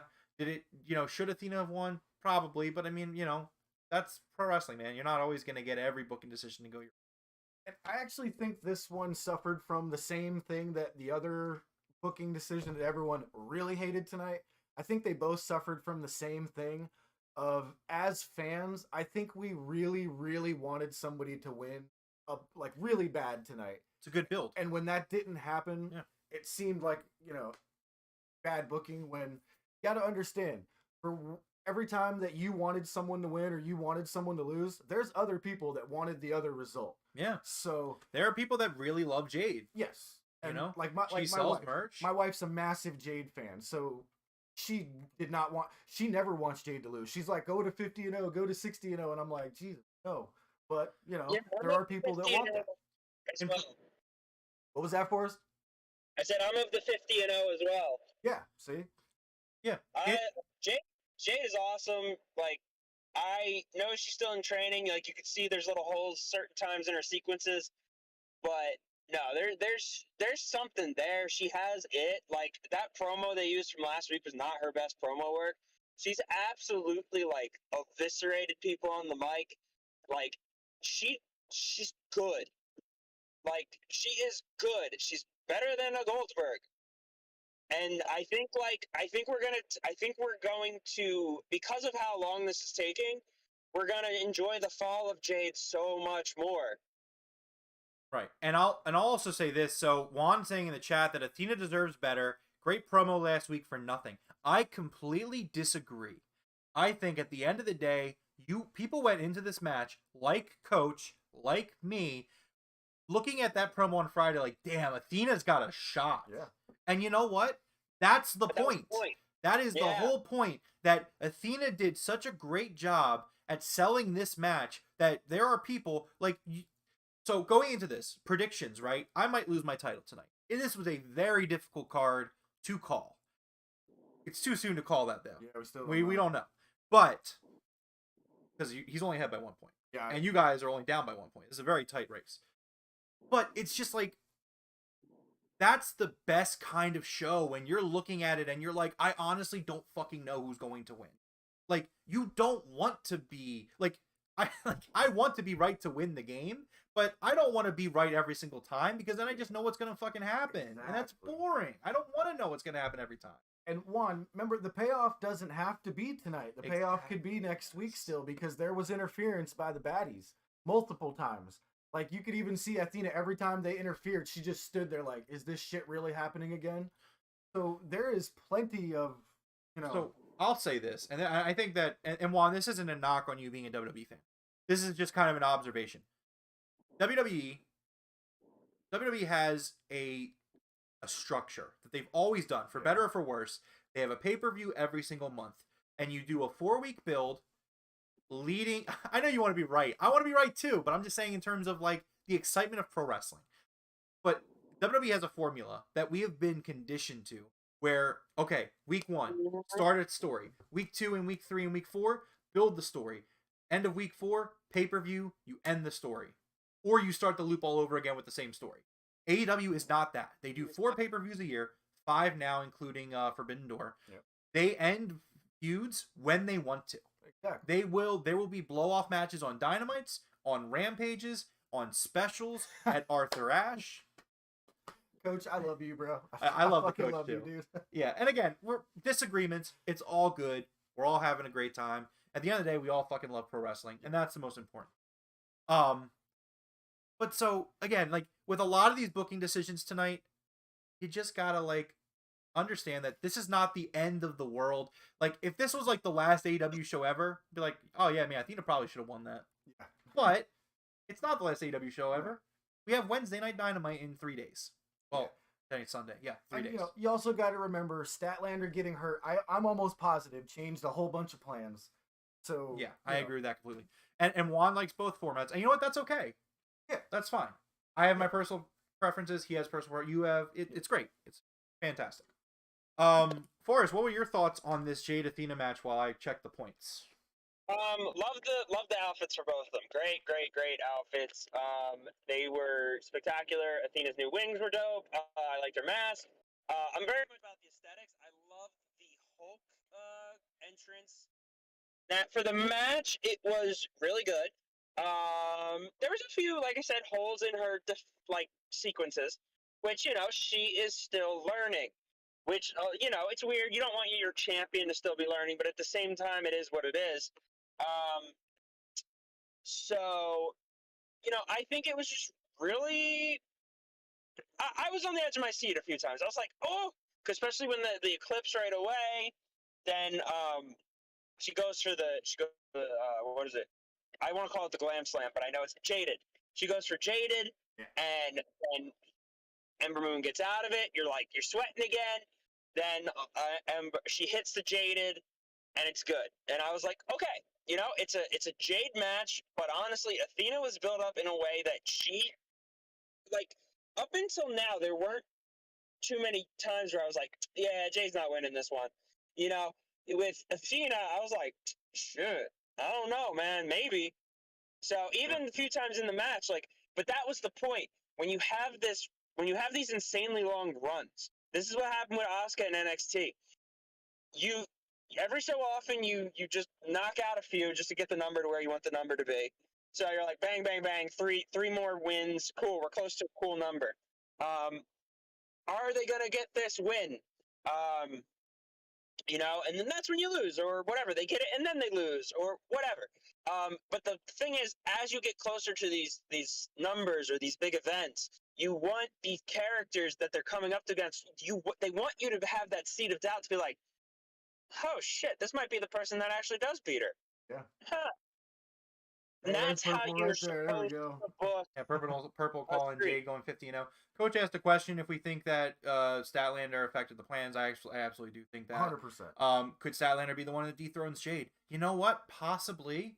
But think about the chase there. Think about how great it's going to be having Stat come back. It's going to be a long road, but I mean, I think if meaningful storytelling and meaningful matches can make that okay. So my problem with that would be Statlander is out for 12 months.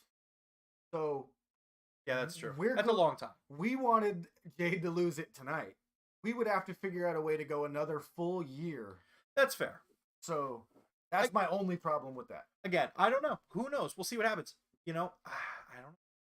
I mean, what I would like to see, let's go on this here. I would like to see Jade a lot quicker get to 50 or 40-0, and then actually turn in the title like I'm going after the world championship, or maybe go for double. See, I wouldn't do that.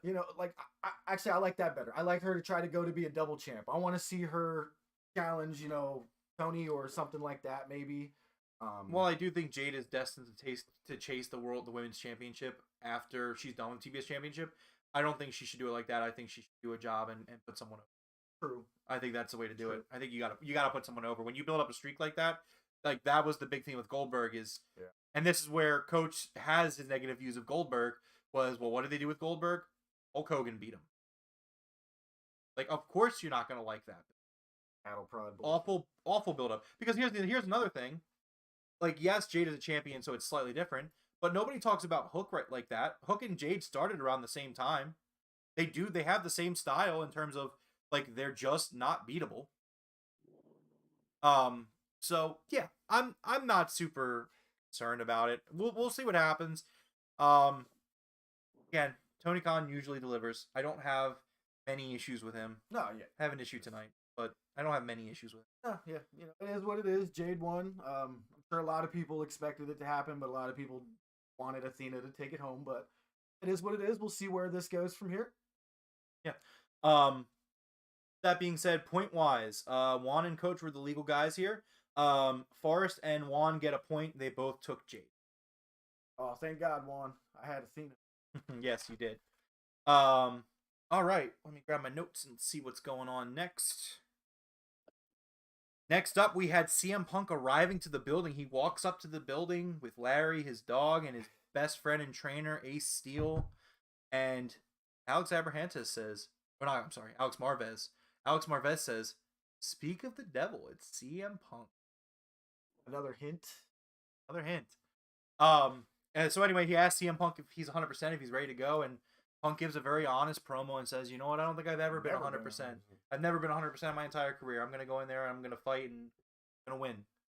I don't know what type of dog Larry is. Very cute. Larry looks to be a mix between a rat terrier and a chihuahua. He might be full rat terrier, but he looks to be a mutt. He's got some sort of rat terrier in him, a chihuahua, and maybe a Yorkie. But I also just love the whole Chicago story, just the fact that Punk walked to the stadium with his dog and his best friend. Oh, I didn't even think that he walked there. He walked to the stadium with his dog. Dude, I fucking love CM Punk. I'm not from Chicago, so like a lot of this stuff doesn't really hit me. But I just fucking love CM Punk. I really do. Yeah. Like it's just so good. Now, I was always under the impression that Larry was a little bit vicious because when he talks about him, like I think he just loves his dog. when he talks about him on the podcast, he's always telling people not to move around because Larry will go after you. But he looked fine. Like I thought he was going to attack Alex Marvez, but no. Anyway, so we move on to the next match, which is the Motor City Machine Guns and Jay Lethal versus FTR and Wardlow. So Sanjay Dutt comes out wearing a shirt that says "Fight like an 8-year-old brat." Heat. I immediately knew he was going to die. Yes. So that was a great spot. So for the FTR and FTR and Wardlow's entrance, Dax brings out his daughter Finley, who is the 8-year-old that is referenced in Sanjay's shirt. I got to admit, I teared up a little bit there. I was not expecting to see that little girl. It's such a cool moment, and what led to it was a good match, solid good match on the card. I wouldn't say it's anywhere near the best match of the night, but I mean it was good.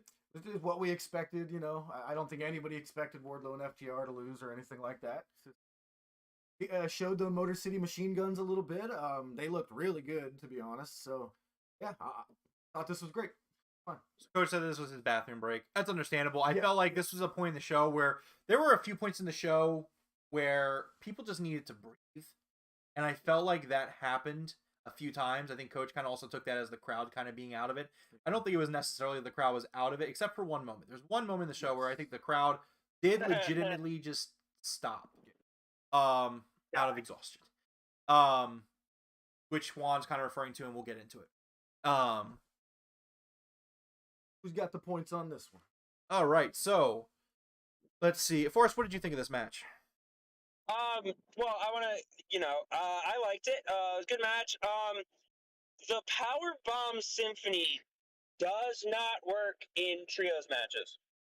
Yeah, it does The not. Power Bomb Symphony just does not seem like it's a good idea to be doing in like your 3-way tag team matches. It really felt like, all right, well now we gotta do the Power Bomb Symphony. Okay, like you already won. Like just like I get it. They did kind of acknowledge that. Remember early in the match, they had him attempt to do the power bomb, and then everybody rushed him. So they kind of acknowledged it a little bit. But yeah, I do agree with you. It messed with the flow of like how chaotic normally those type of matches are, and it's due to the fact that it was Wardlow. Wardlow's presence with the Powerbomb Symphony is actually what kind of slashed the momentum. Granted, they got it back with the next little segment because it was a really great segment. Following this, actually, there's 2 parts of that segment that were really good, and so yeah, like. But I love the Powerbomb Symphony. Save it for one-on-ones. Or use it to set someone up into something and then get them twice with it. Like, do one, throw them into the big rig, pop them up, hit them again one more time. There you go, you're done. That's how you do the Powerbomb Symphony. You don't want to do it in a way that it's like, oh, they did the big rig and everything on everybody, and now I'm going to go waste essentially 5 minutes power bombing this dude while, I gotta pretend like they aren't perfectly fine on the outside. It kind of broke my immersion in the match. Yep, I've been saying it for a while. The Powerbomb Symphony should only be used on certain matches. It takes away power bombs from other people in the show. So yeah, I agree. And Coach seems like he agrees too. He says use it when it's needed. It's overdone. Juan said it would have been better if he had did the power bomb onto the other 2 opponents. Agree with that as well. Yeah. I think we're all in agreement on that.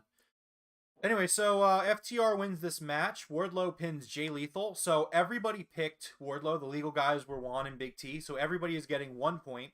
However, there was a pin prediction here that Wardlow was going to pin Jay Lethal. Forrest made that point, and so did Big T. So Big T and Forrest are getting 2 points on this one. Pursue Big T.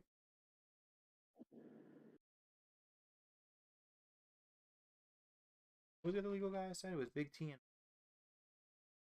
I'm keeping the tag teams separate so that way you guys can also kind of know your final score to see how you kind of You know, I like that. that way you guys can be like, damn it, it's your fault you lost. You lost, Juan. Or Jeff. I think Jeff might be. Actually, no. Right now, Juan is doing very well. Juan has 4 points. Yeah. Jeff, you have 2. If everybody was competing, if this was a battle royale, you would be eliminated. You have 2 points. Everyone else has more than 2 points. Okay, so just so everyone wants to know the score again, currently in terms of the world title match, Forrest currently has 9 points. I'm currently at 6 points. Jeff and Juan have a combined 6 points. Big T and Coach have a combined 7 points. And I've just been informed by Forrest's chauffeur that as of hearing that he is up 9-6, he is on his way back to the arena, and he should be here shortly. Of course he is. All right. What was our next match here? Next up, we had Ricky Starks versus Powerhouse Hobbs. Coach, I want you to just breathe. We're going to unpack this. I know you're upset. Wait, I thought it was... Did I say Big T was facing Forrest? No. It's a tag match. Yeah. Don't worry, you're not facing Forrest. Oh, yeah. Forrest in bed at home, says Coach Nick. So let's talk about Ricky Starks, Powerhouse Hobbs. Sleeping in the back of the car, baby. I loved this. I know a lot of people were upset Ricky Starks lost here, but Powerhouse Hobbs is a fucking powerhouse. And I think if we're pushing him, I think this was the right way to go. Starks got his hits in. Obviously, it was a little bit of a shorter match, so some people are calling it a squash. It was not. I would not call this a squash. No. I thought it did what it needed to do, and I have a feeling we're about to push Powerhouse Hobbs, so I'm okay with that if that's what happens. Well, so that's not even my point. My point is, If number I can one... jump in here real quick. What If was I it? can jump in here. Go ahead. All right, so and this is just a psychology thing, with big, powerful monsters, you need, basically it is, when he catches you, you are dead. And that is exactly what happened here. Ricky Starks did a great job fending him off, trying to keep him, but boom. And that's the thing about Powerhouse Hobbs that makes him so different, is he's explosive as well. He will catch you. When he catches you, you're going into the mat and you're staying down for 3. And that is, I wanted Ricky to win, but that is the character he is. So he is like super monster heel athlete. When he catches you, you're going to the mat. And that's all it was. That's what this match was trying to tell. That was the story. Ricky's going to fight. It's Powerhouse Hobbs you're fighting. He caught you, you're going into the earth. And that's the psychology of that type of match. So let me kind of bounce off what you're saying, because I definitely agree with what you're saying, Forrest. So here's the thing. And Coach, you are 100% correct. Starks is main event quality. Starks has money all over him. You are 100% correct in both of those statements. And you know what? That entrance tonight was fucking phenomenal. Starks is money and looked like money. Coach, I need you to look at the bigger picture here. If you think this feud is over here, you're incorrect. This is the beginning of a blood feud. This is the beginning of a storyline. And you need Hobbs to win this first match, because Hobbs needs to be a believable force. He looks like a monster. He acts like a monster. He needs to win like a monster. That's just, you need to book him. You need to build him up so that way he could be credible. That being said, this is not the last match. Coach, if this was the last match in the rivalry, I would agree with you. But the way that this match goes down, yes, it's not a very long match. It's not. It isn't. It goes about 5 minutes. Yeah. The fact is, it's kind of like Forrest said. Hobbs caught him. At the end of the day, gotta just take a breath and move forward. Right now, Coach, I think the problem is right now, you're looking at this with your heart. And I understand that, because that happened to me at Forbidden Door. There is stories to be told here. Think back. Think back to the turn. When Hobbs turns on Starks. Mm-hmm. Ricky Starks is fucking pouring his heart and soul out to the people.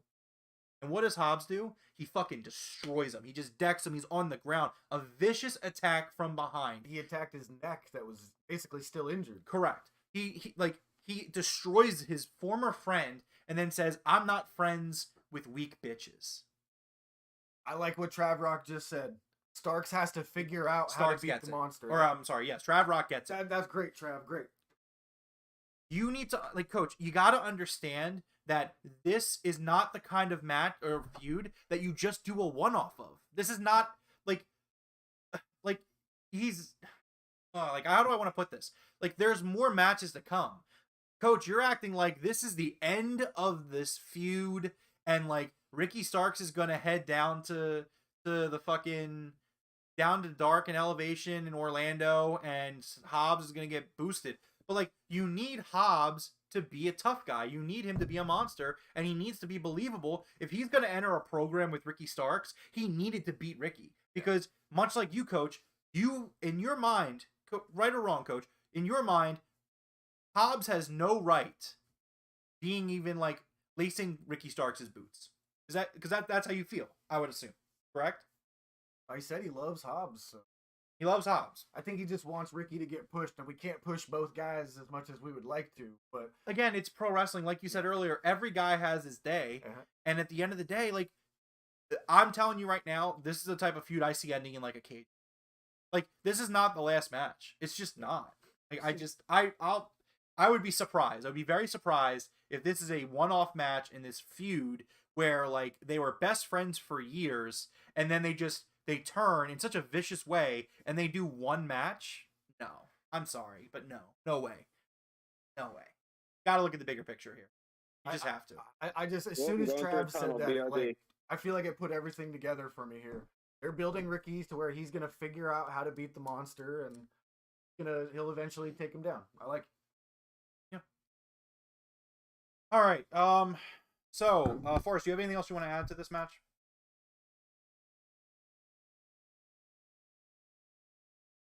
I think he's good. Okay, I think he's good. We're gonna say he's good. All right. So in terms of the points, legal guys here were Jeff and Coach, Forrest, and of course the coach chose Starks. Myself and Jeff, we both chose Powerhouse Hobbs because again, this is not over. It's not over at all, and Starks will win this feud. I think so. Yeah. He will win this feud. Yeah. But it's not over. All right.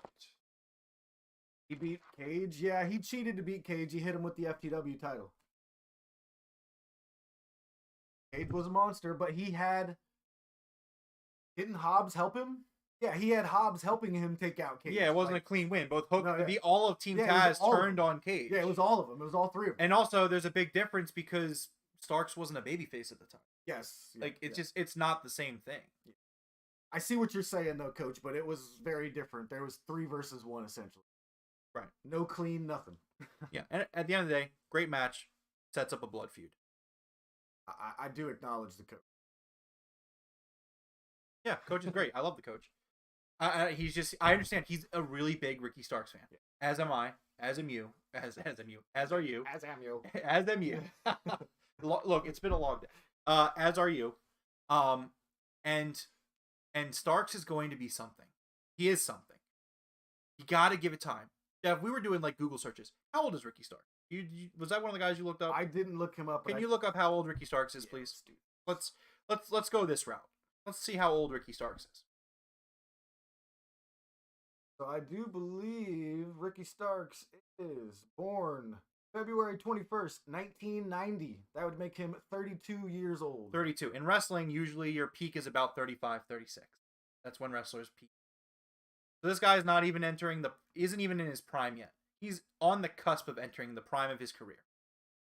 Ricky Starks actually just tweeted out, "We'll get there, y'all." Right. So there you go. Look, again, I understand, Coach. Starks is your CM Punk, and I'm not. And again, like I don't want to take this away from you. You're right to believe in Starks because he is going to be that guy. But you just got to look at it. You got to like. You're going to have the kind of moment I had at Forbidden Door. After Forbidden Door, I was like really down on the show. But then like I woke up the next morning and I looked back and reflected on the show and I rewatched it because I had it recorded on my DVR. And I was like, you know, I was a little too many hard picks there. And it's frustrating, but you know what, Coach? That's going to make it all the better when this feud continues and when Starks gets that win. It's going to make it better for you. And like you're being worked, and that's good. You want to be worked. Like, you guys are helping me, but ugh. It's no, I get it. I totally get it. I really do. Yeah. I've been there. I felt that. But you just got to try to look at the bigger picture. There's going to be a program here. Probably the next match will probably be at Arthur Ashe. Yeah. I would assume. Rampage is confirmed for Arthur Ashe to be a 2-hour show, so we're going to get 4 hours of TV time the week of Grand Slam. Because you're right. Me being upset is them doing a good job, too, Exactly. honestly. Which leads us to our next match. He's like, fuck me. I love you, Coach. All right. Which leads us to our next match. The World Tag Team Championship match. Swerve and Our Glory versus The Acclaim. So I want to start off by saying, fucking phenomenal, excellent wrestling match by everyone involved. Unbelievable. I was on the floor 3 times. Yeah. Literally, I looked over and Rome was sitting on the floor and he was like, how did I get on the floor? And I immediately thought of the whole Amber Heard thing where she's like, I was on the floor or something. Like, out of nowhere, he was just on the floor. I don't even know how it happened. Yeah, it's... I was pacing, I was shaking, I was on the floor. I'm a big Acclaimed fan. And it just... If I were to give... And if I were to give... Yeah, no, we have to talk about it. We have to. We got to do it. We got to do the due diligence. So, again, this is an excellent match. The Acclaimed lose this match after what was one of the hottest crowds I've ever heard. Ever. Straight up ever. In any wrestling promotion, in any wrestling show, this was one of the hottest crowds for a superstar or group or wrestlers, whatever you want to call it, a team, whatever, faction. This was like one of the hottest ever. And you know what? Tonight was the night to pull the trigger. We got it. Whoa, scissor me, daddy. It's like, It was great. It was great. So, to what Rome just said, tonight was the night to pull the trigger for the Acclaimed. And I can't fathom why it didn't happen other than what I want to say. I want to say Tony Khan had in his mind that it wasn't time yet, right? Yeah. So, which, to be fair to him, you can't really predict. Look, we'll get into it. Let me finish your point. So, I don't like you. I'm going to go right where you were going. So, I don't think you can predict that the crowd was going to be that absolutely hot for the Acclaimed. Now, what I'm going to think happened here is everyone's saying, oh, TK should have called an audible. That's fair. I don't think he's ever done that before. I don't think we have ever called an audible in the middle of a match because of the crowd. I think we've called it before because of injuries and stuff like that. But I am not sure. I am not sure. This would be daddy ass. Yes. I don't believe Tony has ever called an audible in the middle of an actual match, especially a title match. So I do think he's going to learn from this experience 100% because Tony definitely learns from things. Yeah. I think he 100% heard the crowd and he was like, damn, I can't change my result right now, but, you know. Yeah. Well, so here's the thing, right? I'm going to give Tony Khan, number one, this is an awful booking decision. Let's just call it. It is what it is. Yes. It's a little bit different than the Ricky Starks thing because, again, that's a start of a program. This match, Swerve and Keith did a great job. They worked the heels, and they knew that the crowd had turned, and they were on board. The problem is they stuck with the finish. Yep. It is what it is. Tony Khan released a Scissor Me Daddy Ass shirt Friday morning. By the time I left work Friday afternoon at about 3 o'clock, it was the best selling. It had outsold every shirt on Pro Wrestling Tees for the month of August, and it was 4 hours on the store. 4 hours. It outsold every shirt that they had sold in August. That's crazy. Like, number 1 top seller. Number 2 top seller on the site were the Micro Brawlers for the Acclaimed. I think Tony Khan knew that they were popular. I don't think he understood how popular And that's exactly what I'm saying. I don't think he understands how hot these guys are. He definitely knows now. So, like I said, I don't think he wanted to call an audible in the middle of a championship match because of the crowd. But it's almost guaranteed, like that he sees what happened. He heard something's gonna happen. Yeah, So. I think that Tony will course correct. Tony always does a really good job when he does, and that's why the sky's not falling. It's not the end of the world. WWE fans are going to take this and they're going to run with it. Juan's living in a dream world right now where like it's just like that's just how it is. See, I don't think you can take it that far with a bad booking. WWE fans will always do that. I know, but with a bad booking decision, I don't think you can take it that far as being like, nope, those dudes should have won tonight. Because then it takes the fun out of like who was gonna win. I really don't enjoy when it's like we know who's gonna win. I agree. So I'm okay with that a little bit. You know what I mean? Like, it's never fun when you just turn it on and you're like, all right, let's watch this guy win. That's what I said earlier. Yeah, and you know what? Tonight is one of those nights that proves that. It's like, you know what? A lot of the booking was very surprising. Yeah. There are points that I left on the board. There are points that Forrest left on the board. There are points that everyone left on the board tonight. And we are sitting here. We got worked. I mean, like, that's what it is. At the end of the day, every decision that was made makes sense, even if I don't like it. Exactly. Like, Swerve and Our Glory are established guys who, they're the tag team champions right now, and they are legitimately just that good. Yeah. There was no build-up for the Acclaim to win this match. Like, there wasn't a build-up, really. No. They were the number one ranked team, so they're not even number one ranked. Top 5. They were top 5. And they said nobody else would accept the match. So, like, here, we'll give it to you. Yeah, so, like, again, man, like, this match was I don't want to say the best case scenario for the Acclaimed, because obviously the reaction and winning would have been. But, you know what? It just worked. The match was excellent. And you know what? I think Tony Khan's sitting there tonight and he's like, Acclaimed are really that fucking over. Yep. And you know what? It's a real shame because while the coach said in the Discord a lot, there was a lot of issues with the crowd dying. This is the one time where I will give it to him. The crowd was so intense for that match that the Acclaim losing did knock them out of it for a good, like the next match, the crowd was dead for the next match. That was the one match I'll give it to the coach. Where the women's match, it's a real shame because it's a great match, but the crowd was just like, we need a minute to breathe. We're exhausted. Yeah, what you guys always say. No. So that is actually literally what Keith Lee said to the Acclaimed. He said, "You're the only one in the top 5 that would accept a match with us, so you guys get the next match." Like Keith Lee literally said that to him. Yeah, no, that's what he's saying. Coach is saying it's the details. Oh, okay, it's all about the little details that we look at. Yeah, he's back. He's agreeing. Yeah. And I just think that I like what Juan said. It was just like the Drew Roman thing. Not everybody was happy with it, but it still made some sense. You know. I don't think it's as that didn't make sense. No, I would actually disagree. I think that it's on the same road, but it's not as far along. You're talking about Drew, who like he's been there for years, and he's been a guy for years, and he has the credibility where he should beat Roman. He's had established wins. He carried the company through the pandemic era while Roman really wasn't there, if I'm not mistaken. Yeah. It's in his hometown, home country. They do a pay-per-view in another country every few decades. Like, we could really get into it. It's not really the same, but I understand where Juan's trying to make the connection, and there is a small connection there. But the level of it's just not the same. In Roman's defense, that was when he was recovering from his cancer. Oh yeah, no, I'm not saying it. No, I'm not saying it like that. Yeah. I'm just saying, during probably the roughest time in WWE's history. In the roughest time in WWE's history, Drew McIntyre put the company on his back. True. And as much as I hate WWE and hate the Fed, I'm not going to sit here and shit on Drew McIntyre and say like he didn't get what he.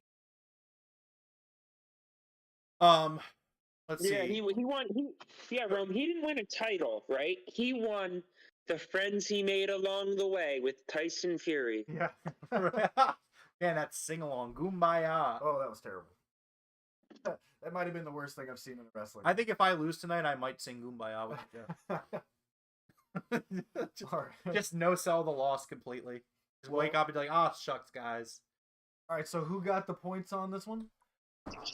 All right, well, let's see. That match. All right, so the legal guys were Juan and Big T. I chose the Acclaimed. Forrest chose the Acclaimed. Big T chose the Acclaimed. Juan chose Swerve in Our Glory. So Juan is grabbing a point here. You are carrying Jeff, Juan. Juan is my. I hope you understand, Juan. You are carrying Jeff through the tunnel right now on your back. Juan is the MVP. However, there is a bonus point to be awarded here. During the prediction show, we asked everybody, will there be a turn, and who will it be? And I chose Swerve. Now, Swerve worked as a heel during this match. He absolutely did. So, I'm getting the point. Swerve worked as a heel the entire match. At the end of the match, Forrest tried to make the argument that they were just being the heels in the match. I determined that while Keith Lee did scissor Billy Gunn, when that happened, and this is also noteworthy as a little detail, Swerve looked at Keith Lee like he was fucking crazy. Like, what are you fucking doing? Let's go. So, I almost want to throw this one at chat. So, we asked, would someone turn? And I guess he did turn. They end the match with Working no heel is not turning. redeeming. Like, he doesn't shake their hand. He doesn't do the scissor me. There's nothing there where that would show that he's changed back. So you got to take it at face value. For all we know, he turned. They worked his heels in the match. Billy Gunn went like this to Keith Lee. Keith Lee did the scissor me reluctantly, first of all, and Swerve was like, the side eye? Like, come on, dude. At this point, we're just arguing semantics. He was working as a heel. Yeah. So could it be that he turns back? Sure. But we are not waiting until Wednesday to reward the points. Therefore, if we go back and watch the match and I say, who's the fucking heel by the end of the match, you're going to say Swerve fucking Strickland. Yes. Now, that's it. That's the end of it. Seeds. At best, it is seeds of an actual heel turn that has yet to happen. So here's what I'll say. I'm going to make a general manager's decision here. So ridiculous. Technically, Rome is correct. I am correct. So the team turned heel slightly. What I think is happening here is when we hear the word turn, we're thinking of like Swerve or Keith turning on each other. Correct. So technically, he is correct that there was somewhat of a turn. Swerve turned into a heel tonight, worked the match as a heel. The match ended, and he was still a heel by the end of the match. Yes. Does that mean that he's going to be a heel? I don't know. But guess what? We're not fucking sitting here till Wednesday doing it. So, and I don't even care if I lose the entire thing. This counts as a point, and I'm taking my goddamn point. I do think technically he is correct. Again, come Wednesday, if he is a heel, that makes it even better. Thank you, Coach. I'm giving myself the point because Swerve worked as a heel the whole match. The segment ends, and Swerve is still a heel. Forrest has a fair point. However, the facts are the facts. The truth is the truth. If I ask you who was the heel up until the end of the segment, when the segment fucking ended, it is Swerve Strickland. I can agree. A heel turn. That is the seeds of a heel turn, which he's been playing the entire time anyway. Why don't you just go back through Wawa and just cry about it, okay? Because it's done. It's I don't think I'll be the one crying tonight. We're almost already here. Written down. All right. And what is our next matchup here? Rocky, paper, scissors. Next match is the AEW Women's Interim World Championship 4-way dance. Britt Baker, DMD versus Toni Storm versus Jamie Hayter versus Hikaru Shida. Man, it's a real shame. Don't read that comment. Man, it's a real shame that this match went after the Acclaimed match. Yeah. They were dead. Dead. The ladies had a really tough job here to try to get this crowd back into it. And I think they did as good as they could. The crowd somewhat got back into it, but, you know, after that Acclaim loss, they were just absolutely not there for this match. Don't read that comment. Oh, I'm sorry. Is that Chad agreeing with me? Don't read that comment either. Maybe. Don't read that comment either. one? All Anyways, four of well, them? Forrest, maybe you Let's should say have that been I'm- here and actually been a part of this, and you could have argued it. Maybe Jeff could have changed it. But you know what? It's already written on the paper. It's too late to go back. Cry about it. That's All why we right. have erasers and scribbling, but okay. Anyways, So yeah, sorry, go ahead. this was a great match. These ladies did fantastic. You know, besides the crowd not being super into it, they were just done. This was a great match. I see you, Coach. I see you, Coach Nick. I see you. Jamie Hayter looked really, really good in this match. We finally got the seeds, I think more than planted. I think we're sprouting some leaves here of Jamie Hayter versus Britt Baker. We definitely got to see the two of them, interact a little bit. Britt Baker pulled the ref out of the ring when Jamie Hayter looked to have the 3 count for sure there. So I'm definitely seeing some Jamie Hayter versus Britt Baker in the future here. And our girl Toni Storm picks up the win by pinning Hikaru Shida. Thank you, Trav Rock. Swerve was definitely being a heel. Thank you. Put that out there.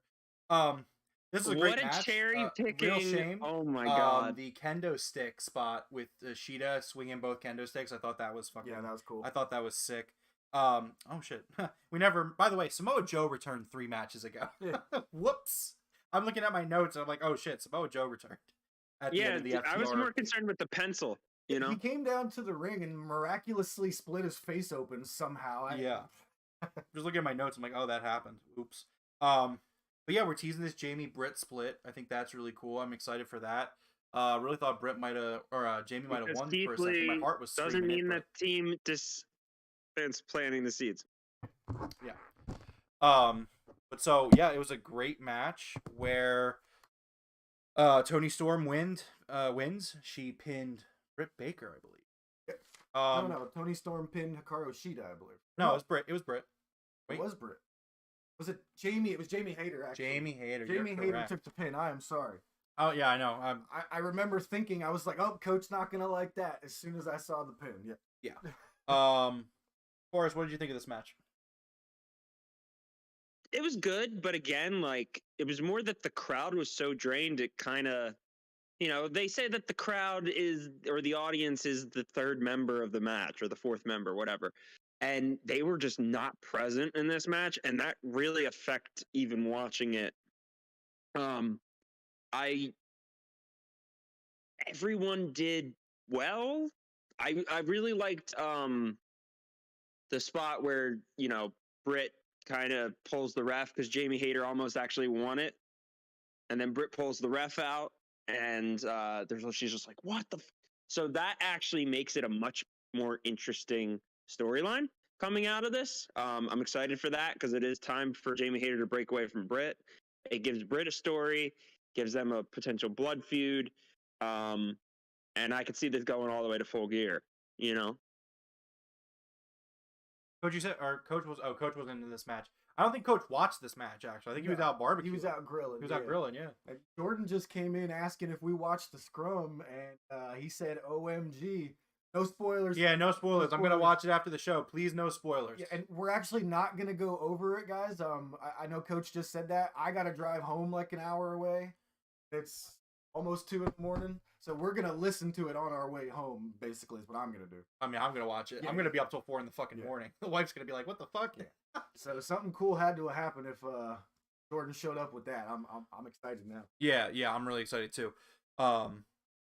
Maybe some course correct. Yeah. All right. Let's anyways, it's 2 o'clock. Yeah, I'm sorry about that. We're having a good discussion. Yeah, this is great. It's a great episode here on the Broken Tables podcast.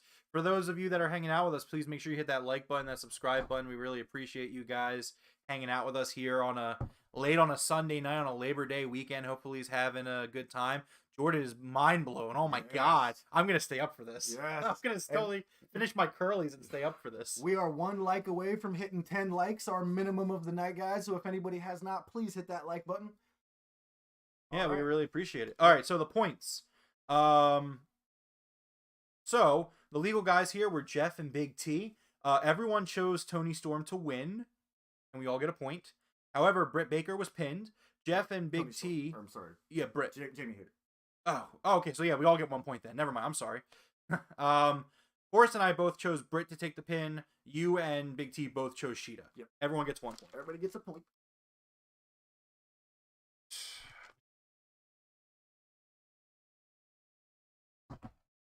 11 likes. Let's go. Yes, thank you guys. Appreciate it.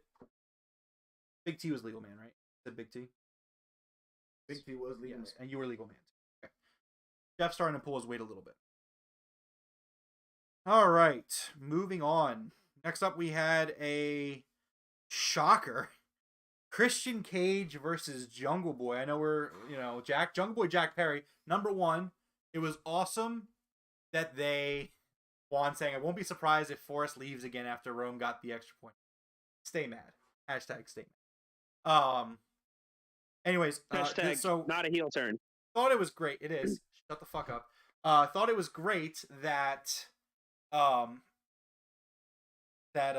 Christian Cage comes out and he blows a kiss to Jungle Boy's mom. Jungle Boy's mom slaps the shit out of him. Great. That was fantastic. And then Jungle Boy comes out and he is now being called Jungle Boy Jack Perry, which is, I love that. I think that's phenomenal. It's definitely the right call there. He should start going by that. So I'm gonna start calling him Jack Perry moving forward on the show. Yeah, absolutely. That's the new move right there. I do want them to keep the same theme, though. I do like Tarzan Boy. Big fan of it. Yeah, definitely keep this song. They paid a lot of money for the song. Yeah, and Coach is right. This story is awesome. So anyway, Jack Perry comes out, and he's like, "Oh, I have a friend with me." He walks over to the face tunnel. Clearly, you're expecting Luchasaurus to come out of the face tunnel. Yeah, and Luchasaurus comes out from behind him from the heel tunnel. Jack turns around, choke slam onto the grates down below, and his back looked like a burger from Burger. dude, The His griddle. back matched his tiger stripe tights. he looked like he just came off a barbecue. He looked like Coach just took him off the barbecue, man. That was crazy. Yeah, it was absolutely insane. And so we get this swerve. We were teased it, and the swerve happens here. Maybe next time Forrest will choose Luchasaurus for the heel turn. He did not get his. Yep. And Maybe next time it'll be an actual heel turn. Helosaurus is back. So anyways, Luchasaurus grabs Jack Perry, takes him to the ring. Christian Cage hits his signature move, which I forget what it is. What did he hit? Unprettier. No, before that, because there was a kick out. He hit a Spear. move. Oh, the spear. Oh, so yeah, spear. Thank you. I was blanking. Oh, yeah. So Christian Cage hits the spear, which he's used as a finisher in the past. And he goes for a pin. Jack kicks out, which already, again, very well told story. Christian Cage picks him up, hits him with the kill switch, and picks up the win. And the shocker. Blows a kiss at his mom while he's doing the kill switch. And you know what? This was a squash match, but it wasn't because of the work that went on before the match. Exactly. But masterful storytelling. Perfect. We're not done yet. We're not done with the storyline, which I really actually this was when I thought we were going into the end of it, and we're not done yet. And I'm so excited for this. This was my second time tonight where I thought this was absolute perfection. The storytelling made this. And perfect. I think also the booking of the show can rub some people the wrong way because Yeah. you know what? At the end of the day, a lot of heels get their way tonight. It's a very heel heavy show. You look at the match that follows this one. You look at the tag match with the Acclaimed. The heels won the match. And so there's just a lot of heels getting their way tonight. And that can be a little tiresome because you want to see the baby faces win. It's booked that way for a reason. But you know what? The matches were excellent, and here's my thing. I don't need to agree with a booking decision. I need it to make sense. Yes. Let me put it that I think that's a perfect way to look at it.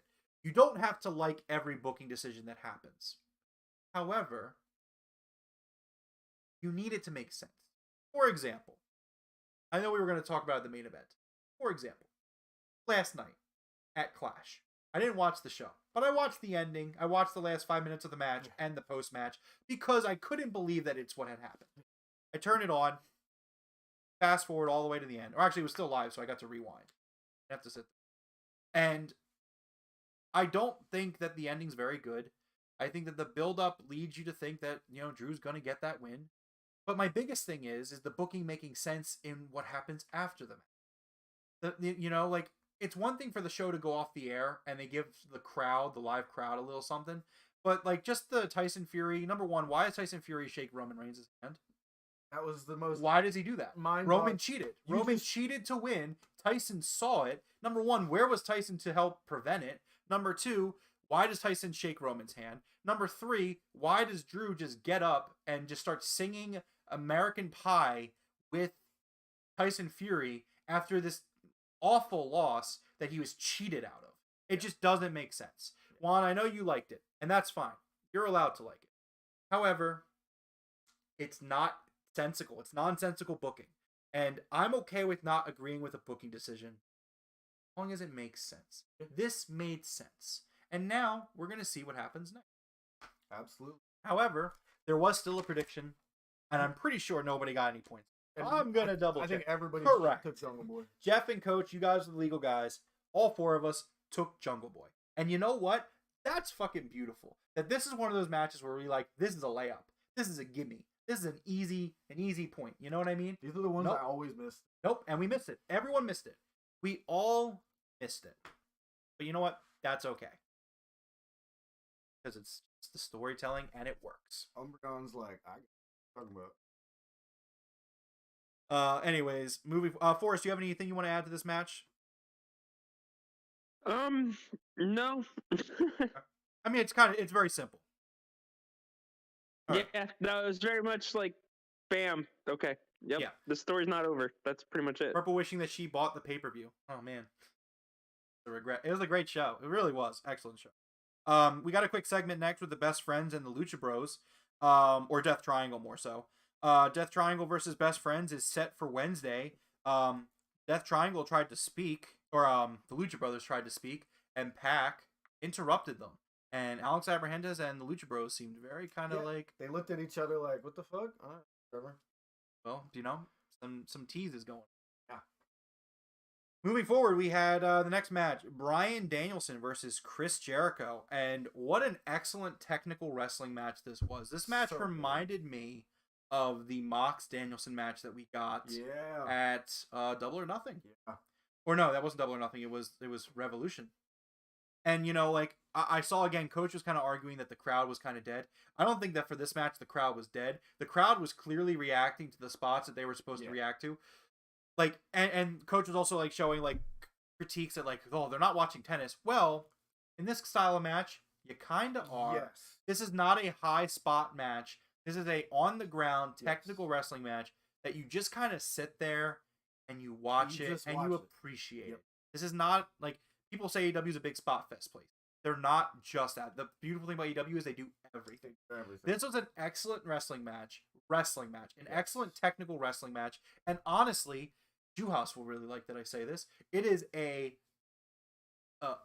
feather in the cap of Chris Jericho and the argument that Chris Jericho is probably one of the greatest of all time. In the fact that this guy can, at 32 years in the business, can do all of these kinds of matches and kills it. Bryan Danielson is the greatest wrestler in the world in terms of in the ropes wrestling, and Jericho went toe to toe with him tonight. Absolutely. And that needs to be said. And every time Jericho steps in the ring for the past like 2 years, I'm just blown away every time. The dude, he should have retired years ago, but he has so much left in the tank. So It's much. crazy. I don't know when he's finishing. He can keep going. Might as well Sting's doing it still. Yeah, so keep why going, not? man. Let him. Coach loved the match. That's good to hear. Oh my god, can you read that Juan comment, please? I don't want to tackle that. Too many submission holds. It slowed the pace of the match, and we needed less of that. There was too much wrestling in my wrestling. What? Stop it. Stop it. Juan and I were getting along tonight, and then here we go. Here we are. Juan might be the best WWE troll I have ever met. He might be. He is. Yeah. He is. He straight up is. You can't sit here and watch this match, and be like, that's like the IGN thing, like 10 out of 10 too much, or 6 out of 10 too much water. Too much water. Yeah. It's like, oh, this match sucked. There was too much wrestling. Like, what? What are you talking about? Please don't do this. But yeah, Jericho picks up the win. He hits the Judas effect after a low blow, by the way. He hits a low blow on Danielson, hits the Judas effect, picks up the win. They are very sure to show Daniel Garcia in the back. Not happy. Shaking his head because Chris Jericho cheated. And as Chris Jericho goes up the ramp, he is yelling at the camera, "I'm the best wrestler in the world." And yeah, so Jericho picks up the win over Danielson. Yep. So Juan and Coach for the legal guys. The only person that chose Chris Jericho was Juan. Let's go, Juan! Carrying me like freaking Yoda in a backpack, bro. Let's go. All right. Let's see here. All right. Anyway, okay. So next up, we have the House of Black versus what, Forrest? No, I was just reading the chat. What's said? Hold on. Let's see. Think Big T might pull a MJF at the King's Court tonight? It's fine. It's fine. Look, I gotta play the game. I'm doing what I gotta do to win my match, and I'm not wrong. So deal with it. All right. Anyways, next up we had the House of Black versus Sting, Miro, and Darby Allin. House of Black looks so fucking cool here. Dude, that entrance, I think Coach nailed it. That is one of the coolest, if not the coolest entrance in wrestling right now. The House of Black coming out. Julia basically like dropping the curtain. Oh, Julia's outfit. She looked like a little witch. Oh my God. So good. I absolutely loved it. This was a great match. It ends up with Darby Allin pinning Malachi Black. Yep. Yeah, so this was the one booking decision tonight that actually legitimately bothered me. Yeah. Is having Malachi take the pin. I'm okay with the House of Black losing here in one way or another, but Malachi taking the pin, I just don't know, especially with all the rumors circling around of him being unhappy. He takes the mist from Sting, so Sting hits Malachi with the black mist, and Malachi takes the pin, and it feels off. It feels weird for him to keep taking pins like this. I'm wondering if they're kind of writing Malachi off for a little bit so he can go get some time off, do some mental health stuff. But yeah, I don't know how to feel about Malachi taking the pin here. I mean, obviously great match. This match was incredible. But I just don't know what to think about Malachi taking the pin. Yeah, I mean, it's a little disappointing. I personally think they're about to give Malachi some time off. I think he's been dealing with some mental health issues. Yeah. They might just be giving him some time. We'll see what happens. But yeah, I could still see a Sting turn, Coach. Absolutely. Because he's using the mist now, meaning that mist infected him. So, yeah, I could see it leading there. All right, so Jeff and Big T were the legal guys here. Big T chose Malachi Black pinning Darby, so he does not get any points. Jeff chose the House of Black. Also Malachi pinning Darby, no point there. Let's see. Forrest chose Darby's team to win. He doesn't get the pin point, but he does get a point for the winning team. And I also do not get a point because I chose the House of Black. All right, Forrest creeping away.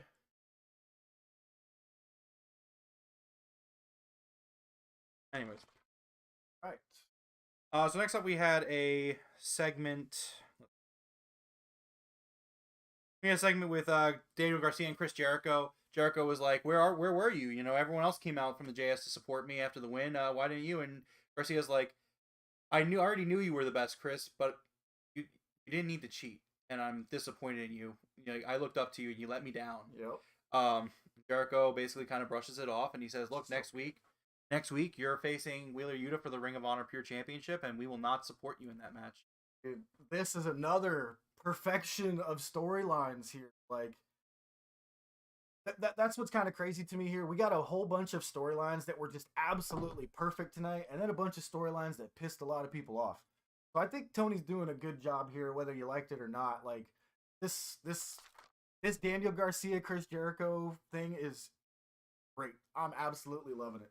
And I can't predict where it's going. I can't tell if Garcia's trying to be the greatest sports entertainer of all time or if he's really being serious about, like, you don't need to cheat. You know what I mean? Like, I have no clue, and that's how it should be. I fucking love it. Yeah. All right. Well, So Wheeler Yuta versus Garcia #2 is going to be in. I think Garcia takes it, by the way. yeah, possibly. All right.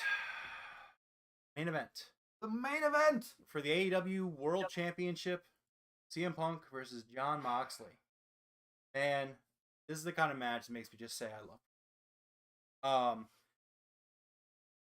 Where do we begin? Let's just say that. Oh, sorry, go ahead. Let's begin with CM Punk kicking Jon Moxley straight in the face with the bad foot. One of the first things that I remember from this match is a roundhouse kick from Punk straight to Mox's head with the bad foot. No selling, no nothing, just boom, kicked him. Even before that, he was leading out the left leg like, this is what you want, right? My left leg, Yeah. He go was for like it. telling Moxley, go for it, come on. Yeah. But this match was fantastic. I thought this was great from beginning to end. There were a couple of spots from Moxley that sometimes his strikes don't look like they're actually doing anything. Like sometimes his downward elbow strikes are just like hitting nothing.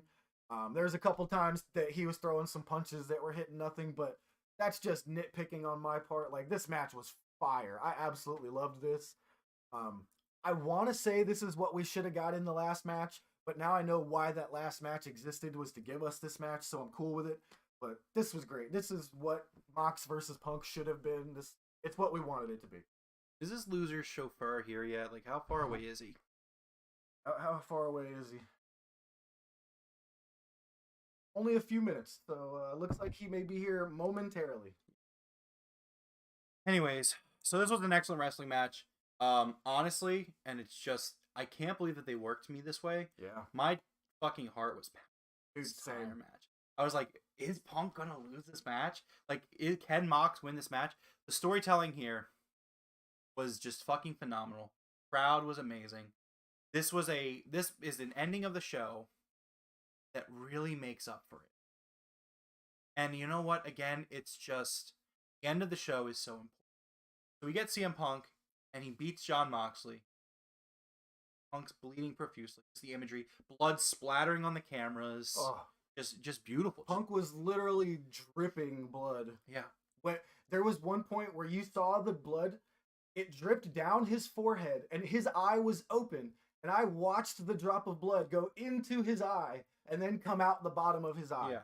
That looked horrifying. If you didn't catch it, that was horrifying. And it's just like this is pro wrestling. And I so just good. love it. I just love it so much. CM Punk ends up defeating Jon Moxley to win. He's technically a 2-time AEW World Heavyweight Champion. The Yes. second in history behind Jon Moxley. And so excellent match, and then the lights go off. Lights go And then off. what plays but a recording of a phone call that Tony Khan made to someone. Tony basically saying that he has to do what's best for the fans, in the interest of the fans. You've had an extended leave. If you come back at All Out, I will give you a spot in the casino ladder match, and I will pay you like it blanks out. He said, I'm not giving you a new contract, but I will pay you beep. Yeah, That like was so good. it was so well done. I'm not wearing a hat today, but my hat is off to Tony Khan because I was really curious how they were going to book it where this guy gets back into a spot to compete for a championship after what happened.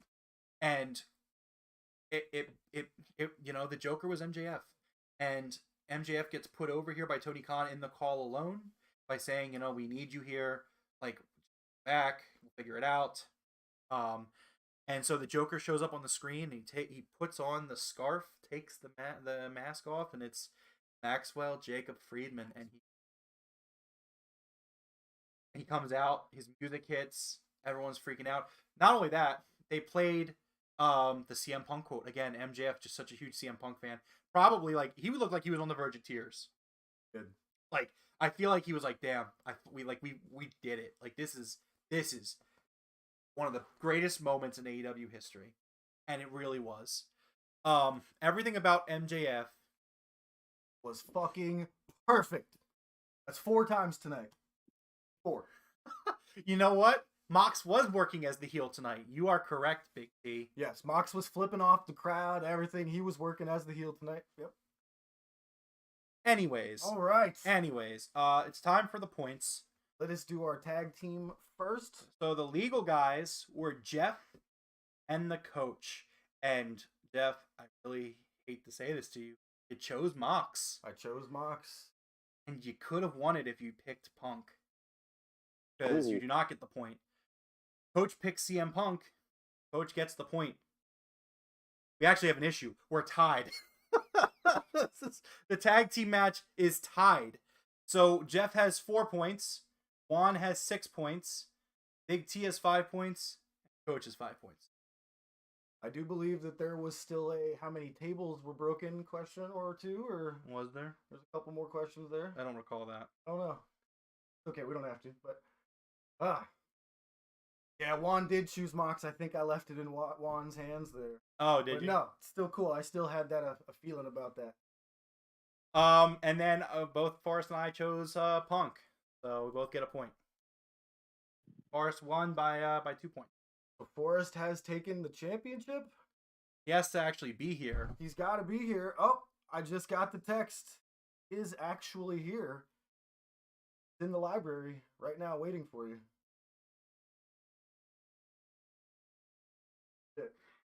So Forrest has arrived back at the arena. He is waiting for King Rome in the game library. Oh, shit, Rome's already on his way. Shit, guys, do we have a backstage camera? Can we get this?